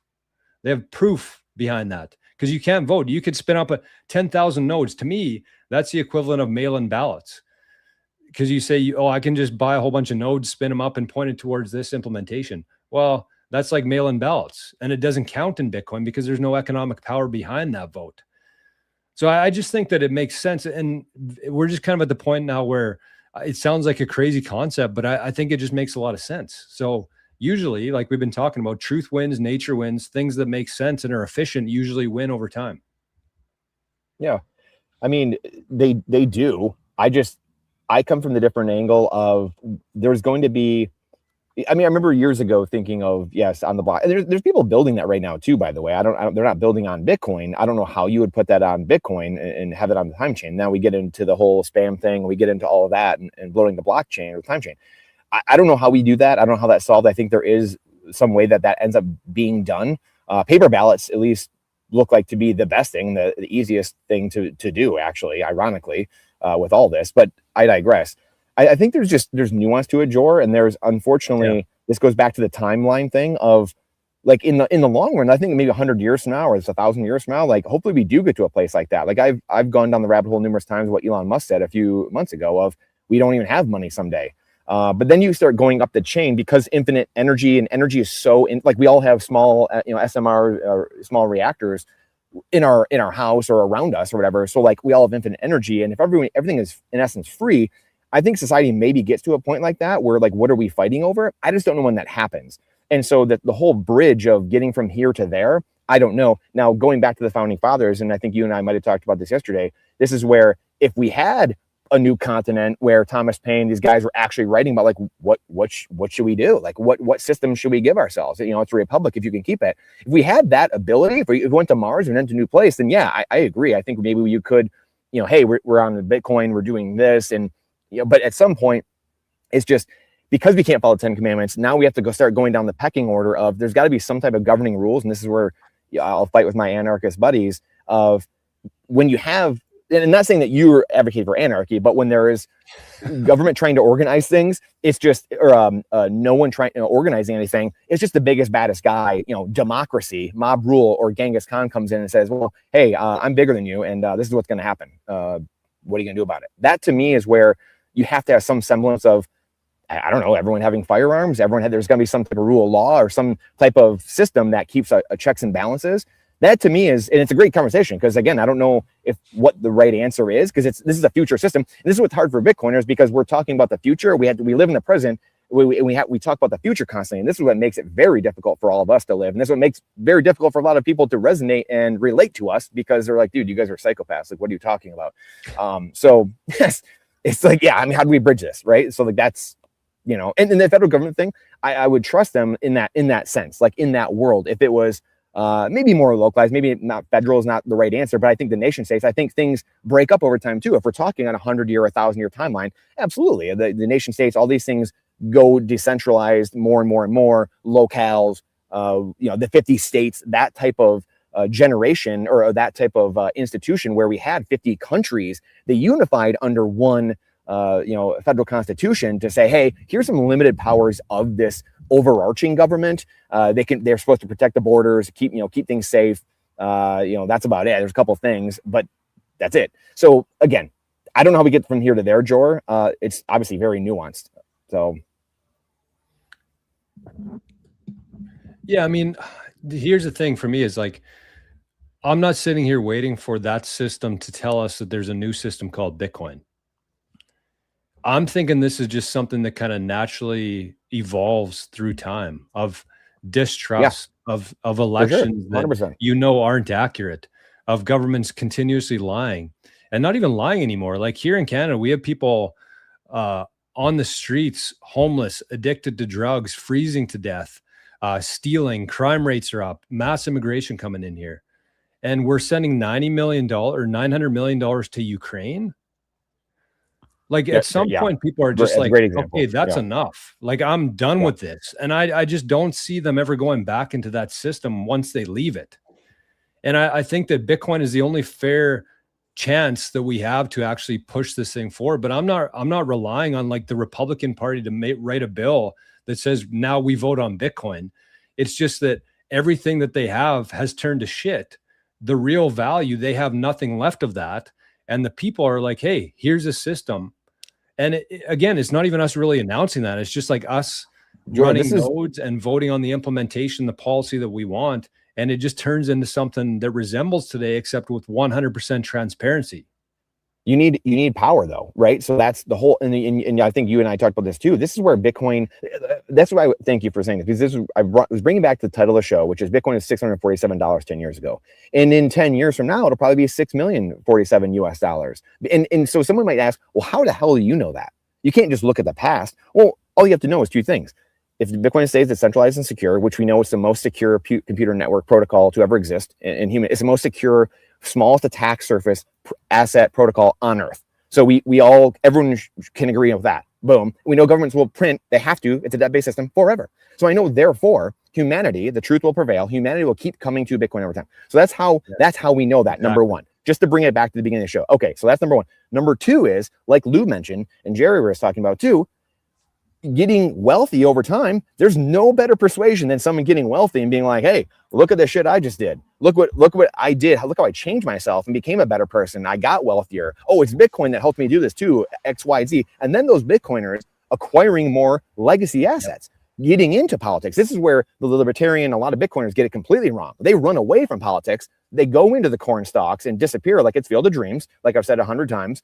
And then they are governed by their inferiors, and they wonder why things have burned down. It's like, well, the good people left, the libertarians left, the Republic, the people that are disenfranchised, they're gone. Good luck. And that's why I brought up Mondami earlier in the primary that just happened, because 10% of the people voted. Well, how the hell are you going to sit there and complain and bitch and moan when all your taxes are being taken away and we're sending money to Ukraine when no one's voting? I mean, it's so batshit crazy. Overwhelm the system. Make it known. Go run for office. And this then is now dovetails with Bitcoiners having power. We know, like we said, bullet point number one, Bitcoin will go up in USD over time. You'll get more wealthy, more purchasing power over time as a Bitcoiner. And we know, like Lou was saying earlier, we were saying about communism, and Jerry was talking about this as well. We know the communists, they aren't repopulating and they don't want Bitcoin, because Trump did us a favor by getting into Bitcoin. So they just weeded themselves out. Darwin said, see ya. And so now over time, that patience is key. So this is all the pillars coming back into one thing now. All the things we've been talking about, boom, over time, to George's point, this will happen because the Bitcoiners will have more power. The other people weed themselves out. And now guess what? The Bitcoiners say, fuck all of you. We're building a new system, bitch. This is a new system. It doesn't matter. And then there you go. So I don't know when that happens, next 5, 10, 15, 20, 30 years, but it's happening. Yeah, I'd give it, I'd give it like around 10, 15, 20 years. Yeah, I think so too. I think mid to late 2030s. Yeah. Yeah. I think down the line, it'll just be, I think people will realize that too. I think what Brandon is saying is correct. Like, I think you have to participate. You have to, because you don't, like, to be governed by your inferiors is a real thing. Like, it's a real thing. Like, no matter what, it's going to happen. You don't have the power to stop it. Like, you don't have the weaponry, you don't have the soldiers. It will have to be a revolution. But in order for you to have a revolution, you could have a silent one, but you're most likely not going to be successful doing it physically, because it's the United States government. So, but the beauty behind the United States government is that it looks like you can elect somebody like Trump, which I thought he wasn't. Like, at some point, I'm like, oh, okay, there's a lot of people that are Bitcoiners that, want to vote. This guy he's gone on stage to talk about this. He actually went to the freaking Libertarian party and spoke at the Libertarian. It got booed, and actually talked there, and he took the boos like it was nothing. I think Dave Smith hosted that or whatever, and so the point I'm making is that, I don't think voting matters in a lot of ways, but I think voting matters in many different ways. And I know that can sound confusing, but if I don't want sex changes for little boys and little girls, then I'd vote for Trump. If I want less censorship from the government and less interference from the government on what I can talk about on these platforms, then I would have to vote for Trump. I know he would sign an executive order for it. If I want, less crime, or if I know about immigration because a lot of my family members are immigrants, then I'd vote for Trump because he's actually trying to enforce the law at the border. And we see Mexico now trying to enforce their borders on people coming up to their borders. So I do think it matters in certain levels and points. Financially, we don't even get to vote on the Federal Reserve because it's its own entity. I think that the government aspect of things, if you want personal things for like your family, pro-family legislation, then I think that voting for Trump would have been the right decision, right? But unfortunately, when it comes to everything else, like the personal and the feelings and how he talks and how he does it, and he's a racist, he's this, he's that, then I think that a lot of people probably won't vote for him. They'll probably vote for something else. But even if Trump or anybody in our political system, however we think about them emotionally, we still got to look at policy and how is that going to affect my family in the short and long term. And so I think that matters then. Now, to George's point, I think that, you know, there has to be some type of change. There has to be something to, you know, to battle this, especially, you know, like I think the Save America Act, a lot of people think is bad. Bro, we don't even know who votes in our elections. Like, we really don't. We have no idea. That's something that I've been talking about on the channel. There's a lot of different, like, we have the vote by mail thing is so crazy to me because everybody gets a vote by mail in California. Why does everybody get one? It should only be for disabled, if you're in the military, if you're going away. Like, we should 100% stop doing that. Right? The whole thing's fake. That's why. Exactly. Right? Move from Cali. You can make the case. You can make the case that there is a party in the United States of America that wants to win so bad that they don't care who votes. They just want those votes. And so they want people standing up. I mean, like, let's be real. Like, there's just not enough people that give a shit. Like, let's be really honest with it, right? Not that you're not, Lou, but like, people don't want to admit the obvious, right? Like, people don't give a shit that much. That's what's really wild. People say they care, but they really don't. We're not at that point yet. I think there's so many different moving pieces right now in many different states. We got to remember we are a nation of 330 million. I don't know, north to 400 million. I don't know. That's a lot of freaking people, right? It's not a billion, but it's a lot of freaking people. And plus illegal, legal immigrants. We don't know what's going on in reality. It's a huge nation, right? And I think that we are trying our best. A lot of us are trying our best in their own ways. Here's what I mean by that. And I think this is the dangerous part. The people in New York City that voted for Mamdani, they think that in their world, they're doing the right thing. Yep. And I think that that's what a lot of people don't understand, because we look at them as cynical. What the hell are you voting for? Have you not read a history book? Do you not know about Lenin, Marxism? Like, what are you doing? But in their minds, they think that they're doing the right thing. They think that the reason why communism never worked in Cuba is because the American system stopped it. We ruined it. We did it, right? The Castro's grandchildren are rich as fuck, but the rest of the country is not. But it's our fault. We did that. So I think that that's the battle. It's that people think in their world they're doing good. Yeah. That they in their world, Mamdani thinks he's doing great. There's people that think he is killing it. Right. So I think that that's the dangerous aspect of the United States of America, is that some people think that they're actually fighting for freedom. Scott Adams used to talk about that all the time, right? People think it's good versus evil, and it's good versus good. Like, both sides think they're on the good team. And that's what you have to be very careful of, right? And like, which should bring the fever pitch down. And that's what's scary, where like we mudsling and it's like, dude, both sides think they're good. This is where education is so important. Yeah, and I think the problem is, and you guys hit it right on the head, it's all about perspective and where you're coming from. But people generally don't understand what's going on. And I do think voting is important. Lou talks about moving back to New York City. And when he says that, it kind of makes me cringe. I'm like, well, we got to change New York City first, bro. No, I said move to New York, not New York City. Outside, yeah. And look, yeah, I'm from New York too, man. And I dread even going back just to visit. We have to change how people think, man. Unfortunately, and yeah, but to interrupt you real quick, right? Yeah. That's the thing. I never wanted to leave New York City. One of the main reasons why I left is for tax purposes, and I just don't think they reward success. They don't. They take everything away from you. Imagine somebody who comes from nothing and now has something, and that something is now being taken away. Like, that's how I feel, right? I'm not a super rich guy to the point where I can have all these, exploit all these tax loopholes. Let's just say I'm a sole proprietor or whatever. I don't get to keep my wealth in New York City because they take that shit from you. So, in my opinion, if I could have it my way, I would never leave New York City. I would be the guy trying to change it or trying to battle and fight for it. But the main reason I left is because my family and I could provide a better life here in Texas. But the overall goal is to, okay, perfect example of this is Iran. A lot of people fled Iran, a lot, right? A lot of the Christians, a lot of the people who weren't part of the, who weren't IRGC apologists, who weren't the first Khomeini versus the Khomeini that just died, right? They were Reza Pahlavi, whatever his name is, Pahlavi. They were that type of Iranian.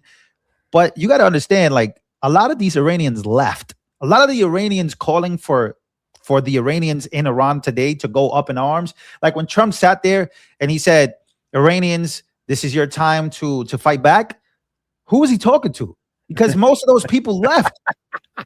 You're talking to a whole bunch of IRGC apologists in Iran. They're not going to fight back. They're not. Where Mark Levin gets on air and he's like, we have to arm the Iranians. Who? They're not there anymore. That's they're like here. Yeah. They're in New York City. They're in Canada. They're in Australia. They're everywhere else. Yeah. So I think Petra David's one, right? That's a great example. He's the main Iranian. He's the main Iranian guy. Yep. So I think that I think it's you know, I'm not saying it to make light of it, but it does feel like to me that there are a lot of Iranians out there, but I'm not sure what the percentage is. I think the percentage of Christians there is like 0.1 or less, right? It's like the Iranians that would love to fight back, they're not there anymore. They already fled. So the New Yorkers that were going to fight for New York, they already left, right? And it's vice versa because we have a problem in Texas now where a lot of the people that are fleeing from a blue state, they're fucking coming with the blue shit here. And this state last election was like, it looked like it was 60-40, but then when you start look, it was a little closer from like the blue got a lot better. And I'm like, well, you're fleeing a state because you hate these policies and his taxes, but you're coming with the same mentality. So exactly. And then they got James Teller Frico coming, doing his thing. Is he going to win in Texas? Sorry, guys.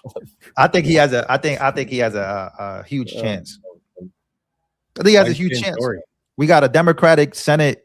That'll be the first time in I don't even know how many years out here. But yeah, I just think that politics is all fucked up. It's terrible. But I think it's important for specific issues. And I think censorship was one. I think children and transgender shit is another. But after that, I'm not sure how important it gets. Well, here's what I think. I talk about this on my channel all the time. I do think politics, U.S. politics in particular, are very important to Bitcoin. And the reason why is, and you know, I don't want to get in the Democrat-Republican thing, but there is one side of the aisle that a lot of their voters are being lied to. Okay, they're just being lied to. And I think if we want people to get into Bitcoin, again, I'm not saying Bitcoin needs the Clarity Act to win. I'm not saying that. Okay, I think it helps adoption. But here's what I think, though. I think that if people understood that they've been lied to, right? Because there was a centralized media when we grew up: ABC, CBS, NBC. Walter Cronkite, right? Baby. What? Where's your nicknames? ABC, CBS, NBC, nothing but crap. Now we got CNN, the Clown News Network, the Crime News Network, the Cancel Now News Network, the Clinton News Network. Oh, that's a 90s one right there. Clinton News Network. The Communist News Network. Then you got MSDNC, MSB, BS Now. You know, you got all these state-sponsored television CBC, programs. BBC. Oh, right. Wow. So they're constantly. Yeah, I think the BBC stands for something else, though. Yeah, I think it does too. and so they're constantly when Biden did something, it's transitory. Oh, it's this. Oh, it's cheap fakes. It's this. But every time Trump does things that they want them to do, like end this and do this and attack this and attack that, oh, it's bad because Trump did it.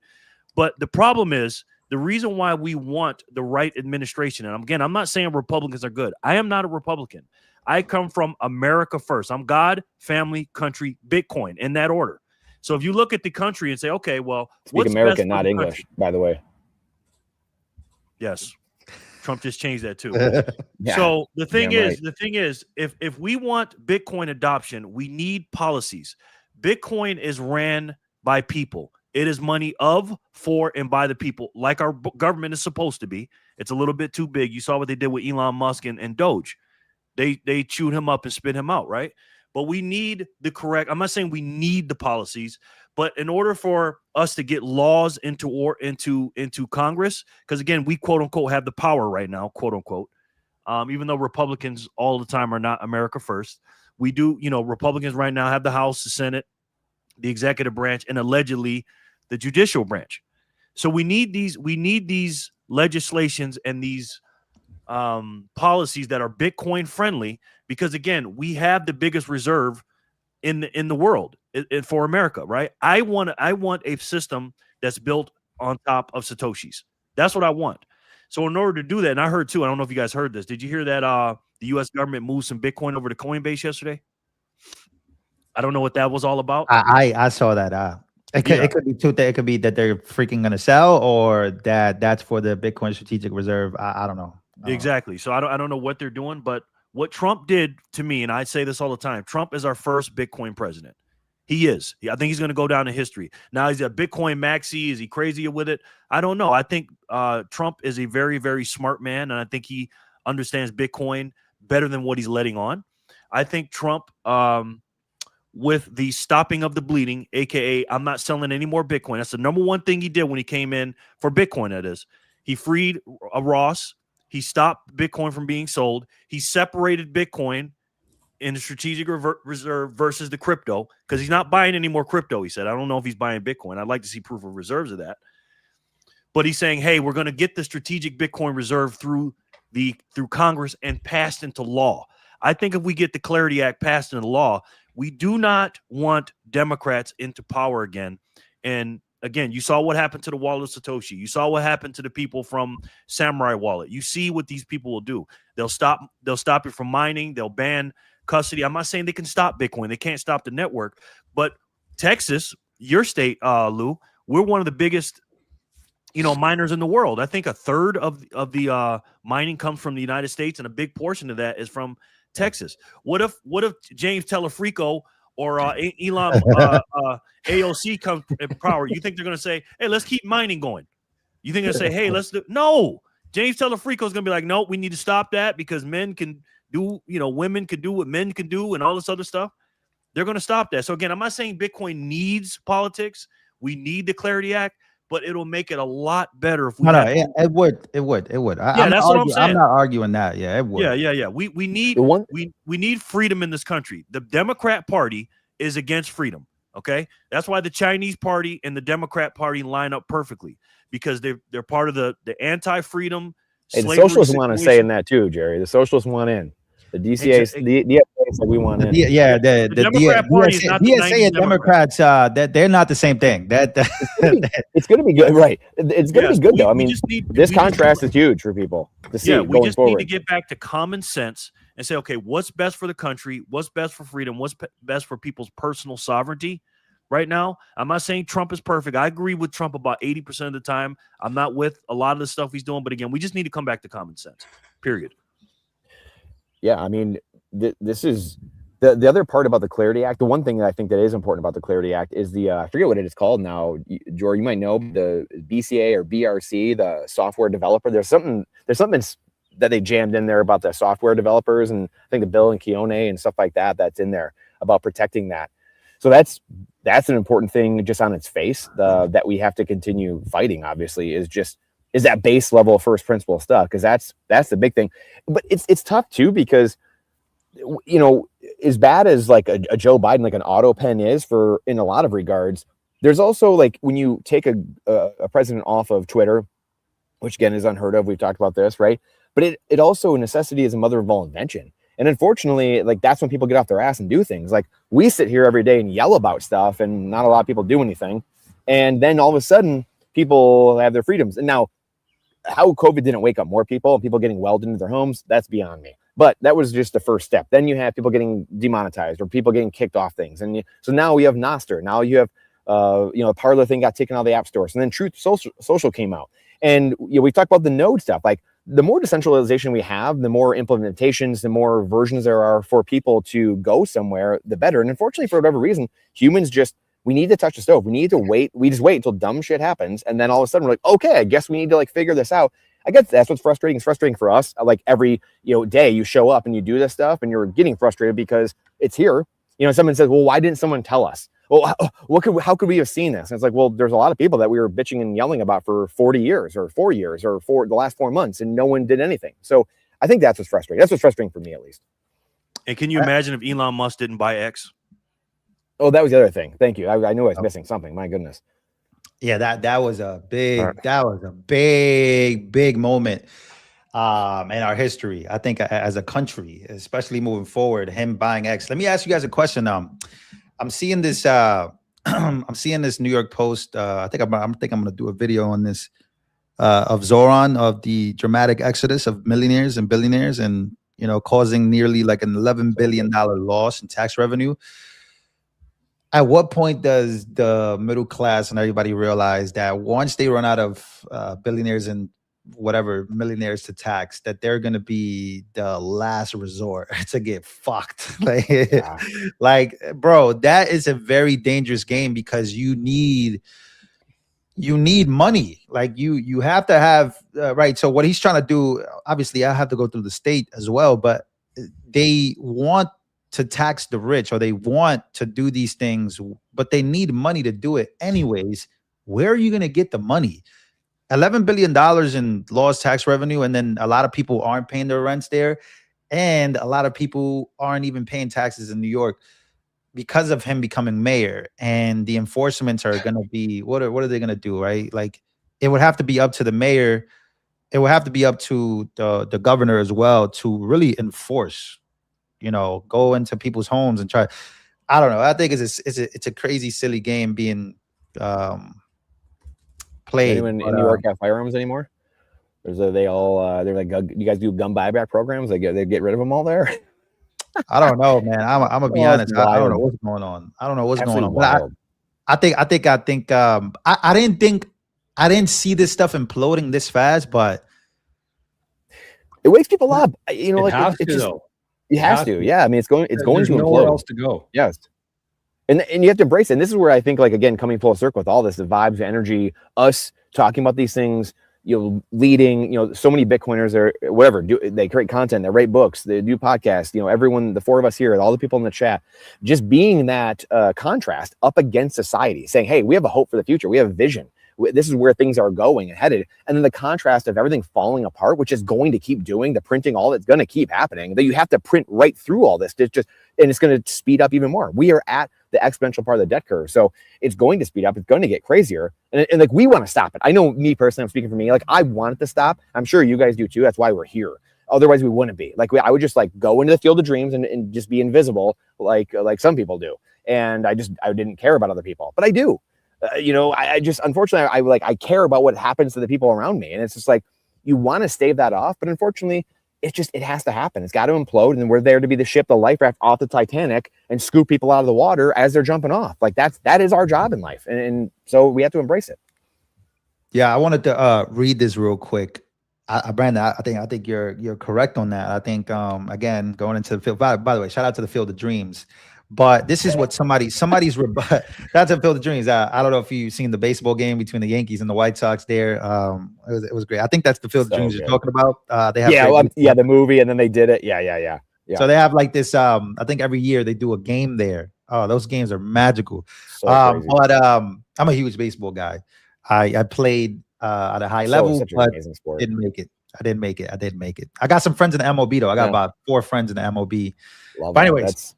You're doing your calling though now. You're doing more important work now. I hope so, man. I hope so.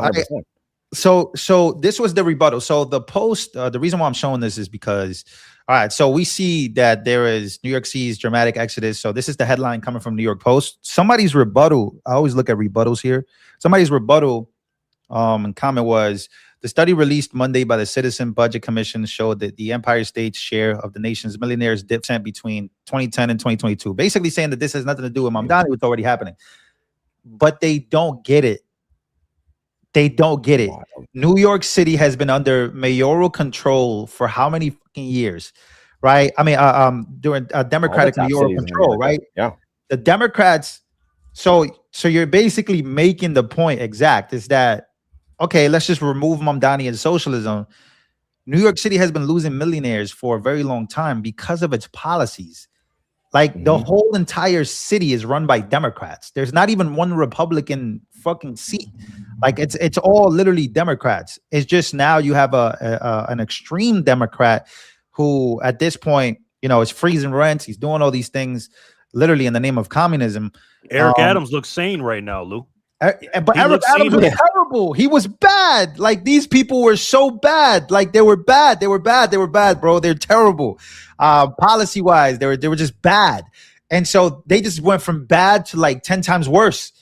And you know, I thought, I was like, well, you're showing this as if it's supposed to prove a point. The whole Democratic control scenario. Oh shit. Hang in there. Hang in there, gets worse.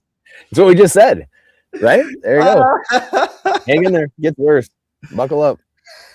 Hope you got if any guys you weren't wondering why we're talking about this, because this is the biggest city, most populated city in the country, and this is about economics, and we're Bitcoiners, right? This is the economy, man. We're the biggest financial institution in the world, New York City, and look what they voted for and look what they got. You think these people are going to be Bitcoiners? Now let me make this point. Let me make this point though. Republicans are also bad, right? So I don't want anybody to think that like, oh, this guy he's dunking on Mamdani. First of all, I think Democrats have their own problems. Like I think they have their own problems in their own party, right? They have the Hakeem Jeffries party leaders, they have the Chuck Schumers of the world, and they have the AOCs, and they have so there's like a political revolution happening in their own party. But I think that you know, when it comes to the Republicans, they're just as bad. Like all these people are going to spend, they're going to push to spend, they're going to push. You know, Trump is spending. You know, the debt under Trump started like how much? Jerry, you're a professional at this. Under Trump, I don't know what the debt was in 2024, but I know that he has closed the gap though between the spending and the earning. He's increased our revenue a little bit, and the spending has slowed down. He has spent, but a lot of that stuff ain't his fault though either. He does spend a lot. But that's the thing. He's gonna have to spend no matter what. Like you have to spend. Like this the whole debasement trade. It's that you spend and you go into more debt. Like that's it. Like no one is gonna fix this. Like no one unless like. I think Saifuddin Amos, I think, is one of the most important voices in the space. Saifuddin Amos said that the only way that he'll become bearish on Bitcoin was that if, you know, our government and the Federal Reserve become hawkish and they actually tighten up, they stop printing and they let everything crash and they reset the system. They're never going to do it. Nobody wants the system to crash on their hands. Think about the stock market, right? The stock market is designed to go up forever, but why? Why is the stock market supposed to go up forever? That's retarded. I've never heard of that.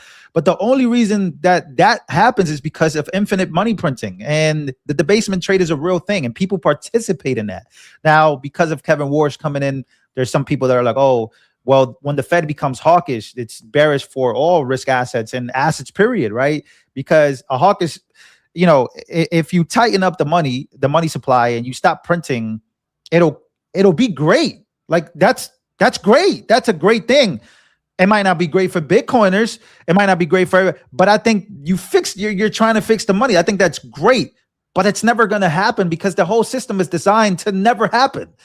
Everything crashes. Like everything's going to crash. Real estate will crash. The stock market is going to crash.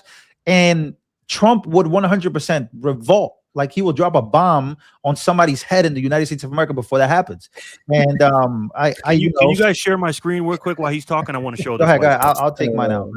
Well, George, he's doing a great job. Nice work, George.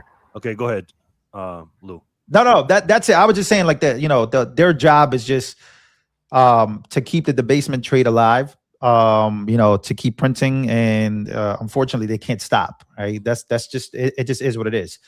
And that's where we're at. And the only way that, you know, again, like Saifuddin Amos, he wrote the Bitcoin Standard. I think he wrote another book not too long ago. He's great. I think that one of the most important voices, but I think he made a great point. He was debating Peter Schiff, and there you go. So he was debating Peter Schiff, and Peter Schiff asked him, like, what would happen for you to be bearish on Bitcoin? And he told him the truth. He said, you know, the Federal Reserve becoming, or trying to, getting rid of the Federal Reserve is really, and the government not printing. It's never going to happen. It's never going to happen. Like, that's what I'm saying. Like, it's all these things. I'm just saying these things because I know it's never going to happen. Like this whole Kevin Warsh becoming hawkish and talking about, we're going to do a task force for all of this stuff. He's the next Volcker. Yeah. Get the fuck out of here, bro. Like, stop the cap, bro. You're going to cut rates. Like, we already have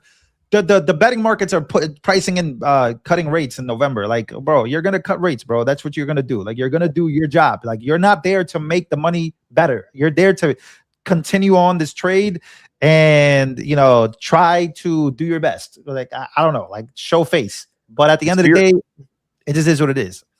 To your point, Lou, I mean, that's why they're Warsh and these guys and Besson are talking about devising new metrics, focusing on new metrics, because the old metrics are the Keynesian way of looking at things, the modern monetary theory of the demand side and trying to crush demand. Then we're trying to spur demand, and they're just moving the rates around and stuff like that.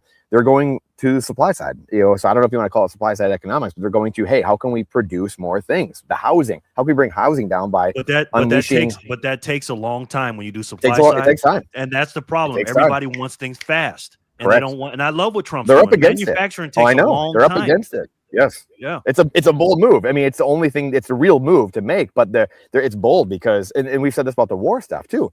In the Hamilton Clay system, the American system from 200 years ago, that's the system that's being unearthed.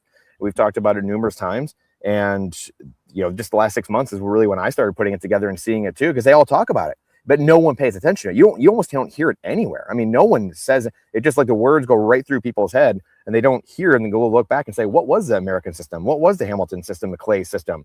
And so people just don't want to hear it. But that's the world we're in, is how can we produce more energy? And so that it's the whole thing of like, the system started, the toothpaste out of the tube to me. That's what I've been joking. Trump's the exposer in chief. He exposed the media in 2016. He exposed the elections in 2020. And now he's exposing, wow, I can't talk, exposing the British crown in 2024 to 2026 here. That's the East India Company, the last 400 years of central banking, the shipping, the Lloyds of London, the Brent crude, LIBOR, all the city of London controlling all of the underlying structure of this. Well, you can do whatever the hell you want, but they're the ones, running NATO, doing all. We just see us going around the world, fighting everyone's battles, doing everything for the last 100 years, post World War I.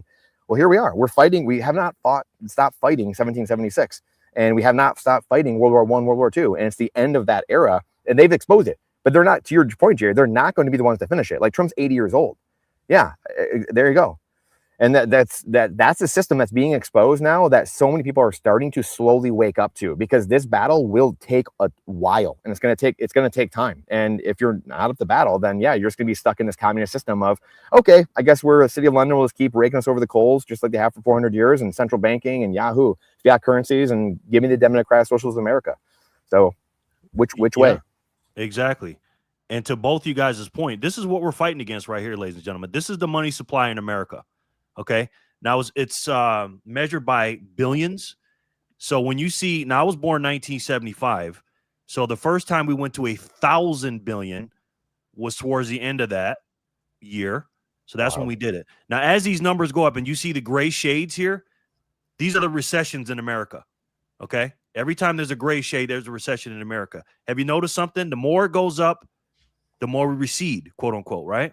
And then this is the big one right here, the Great Crash, the Big Short movie, right? This is when Bitcoin started, right around this time, January, February, boom, boom, boom, January, and then it kept going. Now, we did have a short little recession here. We also had one in 2022, except Biden and them changed the definition of a recession from 2 negative GDPs to it's transitory, right? But this is where inflation comes from, ladies and gentlemen. This is the problem. When you see Mondami saying we're going to give you a bunch of free stuff and this, that, and third, we have $23 trillion of M2 money supply in our economy right now. That's inflation, right? Forget the CPI numbers that came out today, whatever they were down 0.3 or what was it, 3.5 instead of 3.8 or something like that. Right here is the true money supply. Now, this is from May 2026, so we still got to get the June numbers in.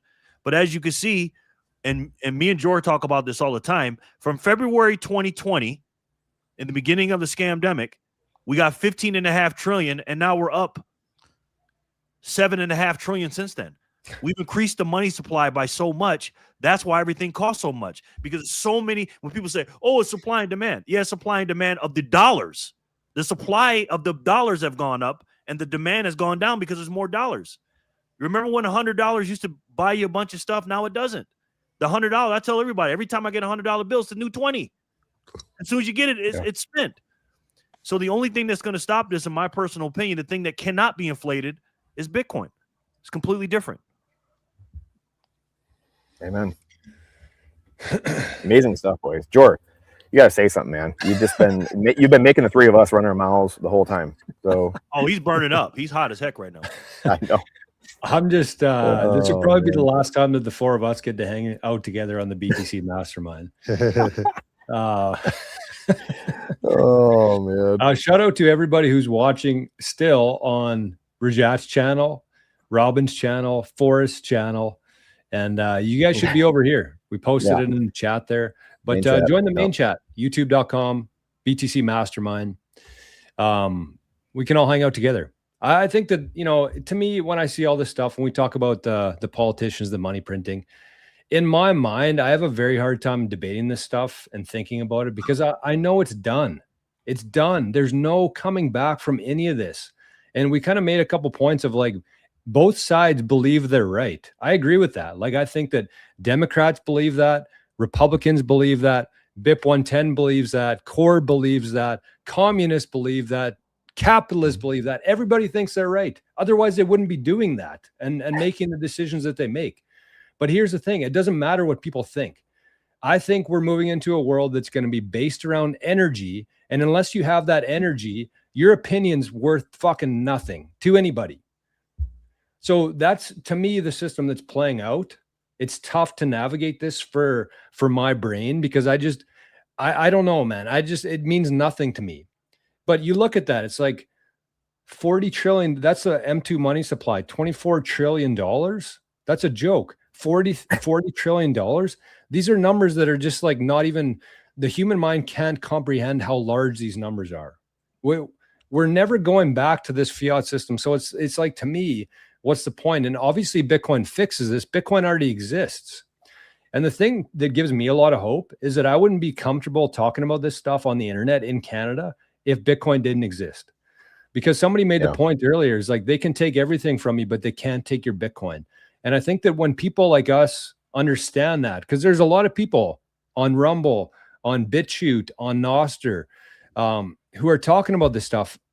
They don't know Bitcoin exists yet, but when they figure that out, man, that's going to be something, because people are just slowly dropping off the Titanic. We're here with the lifeboat, and it's like, I don't know. It's just, there's no coming back from that. There's nothing ever, no politician, no political party, no organization that can turn the ship around. So it's like, what's the point? You know what I mean? I don't know. It's just, that's where my mind goes. It's just, the more we talk about it, the more we give it any sort of power and energy. It's just like, to me, it's done. It's all actors on TV. It's all puppets. And, I wouldn't have any sort of hope for the future. I went through a very dark stage in life when I knew all this stuff. At that point, it was probably $35 trillion or 30 trillion. But without Bitcoin, man, we would be totally screwed. And I really believe that we're going to go through this kind of fork in the road. The fork came in January 3rd, 2009, or October 31st, 2008, whatever you want to point to. That's where there was a fork in the road. And, we're never going back to that system. And these two paths are going to keep going for a very long time. And so it's the people who want the sovereignty, who are willing to take some sort of personal responsibility. They're the only ones who are going to make it out of this alive, I believe anyways. On the other side of this, everything's great. We're based on sound money again. We return to that, to truth, to transparency, to being able to verify things. Like, it's such a foreign concept to people, but it's like, that's how things should be. We've just been lied to our entire lives from the day we came out of the womb to, this is how it is. You have no say, you have no power, you can't do anything. Well, you know what? Fuck that, because you can now. You can take all the power into your own hands, and nobody can do a damn thing about that. And to me, that's the only thing that matters. That's what the conversation should be around. all this is just bullshit to me. It really is. And I don't mean to like shit on you guys or anybody. No. Like, I know how you think, George. The problem, a lot of people feel like that. Yeah. The problem with that thinking, though, George, it's like being an ostrich and putting your head in the sand, right? And saying like, because you say to me, this doesn't exist. The problem is it does exist, right? So the people back in 1776, if they would have had that same mentality of, oh, I'm just going to ignore King George and I'm going to do this and do that, we can never fight. In order to win, again, I focus on Bitcoin as well, but we have to defeat the current system, right? And in order to defeat the current system, I'm not saying obsess over and say, oh my God, it's bad.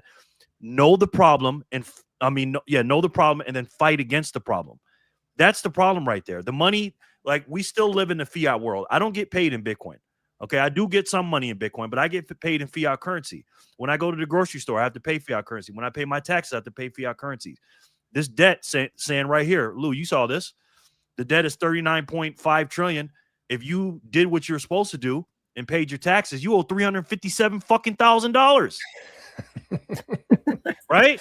That's what I mean. I talk about this all the time. You got you got the Medicare, Medicaid, Social Security, all this stuff. But the interest on the debt right here on the right, these are our four major spending items, is more than our military.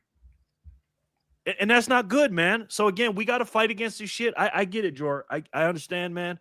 But for me, I take a completely 180 different approach than that, because again, man, in order to win and to fight against these people, we have to let these people know that they've been lied to. You've been lied to about your school. You've been lied to about your food. You've been lied to about the shit you watch on fucking TV. Everything you learn, the fucking food pyramid's a lie. But people figure that out, though, not by us. They haven't, though, George. They haven't figured it out yet. We figured it out, and there's shit that we haven't even figured out yet. But right. Let me ask you this. Do you think that if something like Bitcoin existed in 1776, do you think that the boys would have sent a fucking letter to King George, or they just would have went about their own path and just said, who cares about you? Who cares? Right. Well, there was two camps and you know this, Brandon, and you know this too, Lou. When the Congressional Congress got together, you had some people saying we're never going to fight against the king. We can't beat him. He's too big. The Great Britain is too strong. Their army, we're loyalists. We're part of them. We're part of that system. We can't fight against them. But there was a small group of people that said, boom, boom, boom, boom. There was a small group of people that said, we got to fight against them. There's no way. Why would we fight? We're going to lose if we fight.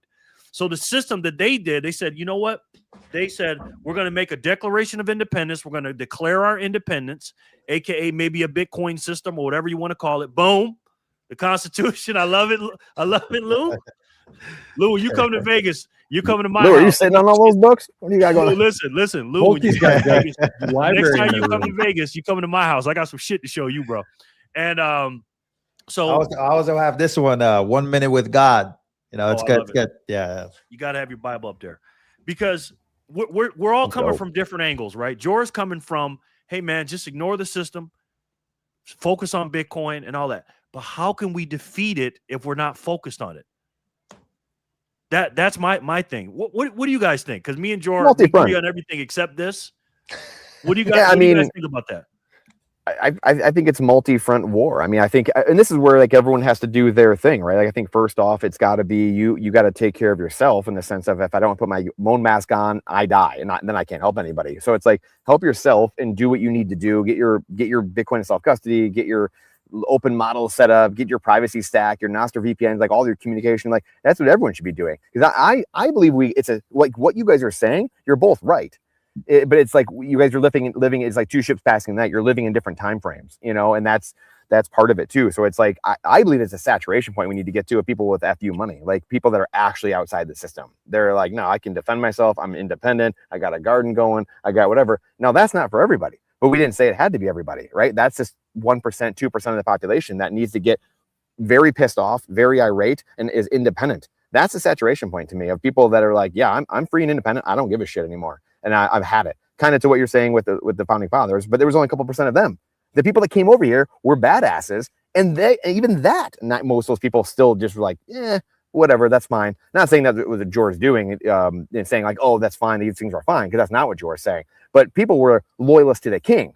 So, and George's not a loyalist to any of that. So this is a little different. It's a little kind of apples and oranges a little bit, But it's fascinating because to me, it's this multi-front war. It's where the more political inclined people need to go fight those political battles. And you have people that are like, hey, I got to go build the Citadel. I got to go do these things. They need to go do those things. And I think that we're just not at a point where there's enough of us in these different silos. Unfortunately, there's not enough of people awake. There's not enough people pissed off in these different silos to go work in their genius zone. I think that's what's frustrating. And because we only have so much time, attention, and energy. And that's where, again, these dumb things will happen. The educators are all here, or a lot of us are here, right, in the chat or whatever. And then as these dumb things play out, more people will come to us. And we all know, like when the Bitcoin price goes up, or there's really dumb things happen, like Canadian trucker events, or the Dutch farmers, or we get welded into our homes again, or the climate, national, world, international climate emergency they call. Well, guess what? There's gonna be another, 10 million people that wake up, and there's gonna be more people flooding to the channels to see, okay, these Bitcoiners might have had something right here. I got to figure this out now. Unfortunately, that's the way it works. But that will only happen again. Price go up, right? So we spoke about this again last week. I think what we're saying, it's all really and relative is all really correct. But the ultimate proof of that would be that more people are putting their fiat and converting their fiat into, and then the Bitcoin exchange rate would go up, right? Like it would be at 100,000, then 150, then 200. And I think at that moment, I think a lot of those people would say, "Oh my God, well, we were wrong. We said that this shit was gonna die, and it's dying." You know how many comments and videos I see of people talking about, Bitcoin's dead. It was, it's not gonna amount to anything. Mind you, it was $647 exactly 10 years ago, and it's at 4,000, and it didn't amount to anything, really. Like, you're just a retard. But it just is what it is. Like, I think that especially now, the more technology goes up, the more information we're accessible to. Seeing Bitcoin at 125, 126, and the deep into the hundreds, I think that will change the narrative. Again, it would change it. It changes every 4 years. That's literally why it's called the 4-year cycle. And every midterm year it bleeds, and it is what it is. But then eventually it goes up. I think when it starts to go up again, people would be reminded once again of that. Even during the bear markets, all they had to do was just be vigilant. Like, that's it. Just stay humble, stack sats, and proof of work and proof of life, and everything will eventually follow up. So I think Bitcoin at those prices, I think Bitcoin at 85, 90,000 and 100,000, 105, and back to all-time highs, I think you'll see everybody shut the fuck up. And the biggest people that would be the Peter Schiffs of the world. It would be, the biggest criticizers of it. And I think a lot of people would then realize, oh my God, we were wrong. The FOMO at the top, and then shit will dip down again. And 4-year cycle, if it's still alive, then I think it's going to break eventually. But it's just human psychology, just like Brandon says. And I think that's the best point, as that human psychology. This is just the way humans are, bro. Like, and unfortunately, but I think the price go up will prove, that proof of the fact that everything that we talk about is true. And I think the way to prove it is that. So yeah, that's gonna be it for me. I appreciate what you guys are doing. I'd love to join you guys again. You gotta put my picture in the thumbnail so I can repost it and say that I was in there. Oh, yeah. If nobody's gonna believe I was there, we're working on the thumbnail. Robin no, I can do it. It's easy. Just throw one of my pictures in there, and we'll figure it out. But we'll have one for Thursday. We're gonna wrap up here anyways, boys. Look, Jerry's showing the price from 10 years ago exactly today, $662. You could have got 150,000 sats for $1, which is unbelievable. Crazy. Say that again, Jor. How many sats for $1? 151,000 sats for $1 10 years ago. That's wild. So, to me, I'm not saying that you guys are wrong. I think what Lou is doing with politics, I think that what Jerry's doing with politics, Brandon does his Monday, Wednesday, Friday shows talking about politics. Like, it's necessary. I'm not saying it's wrong. I think that we do need a bit of both. It's just very hard for my brain to comprehend. I don't know why that is. I can't explain it.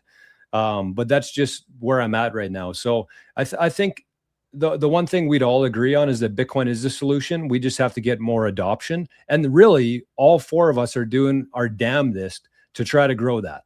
And so that's what we're going to keep doing here every Tuesday. We might be here Thursday. I don't know. We'll definitely have Jerry and Lou on the next thumbnail. That's a guarantee.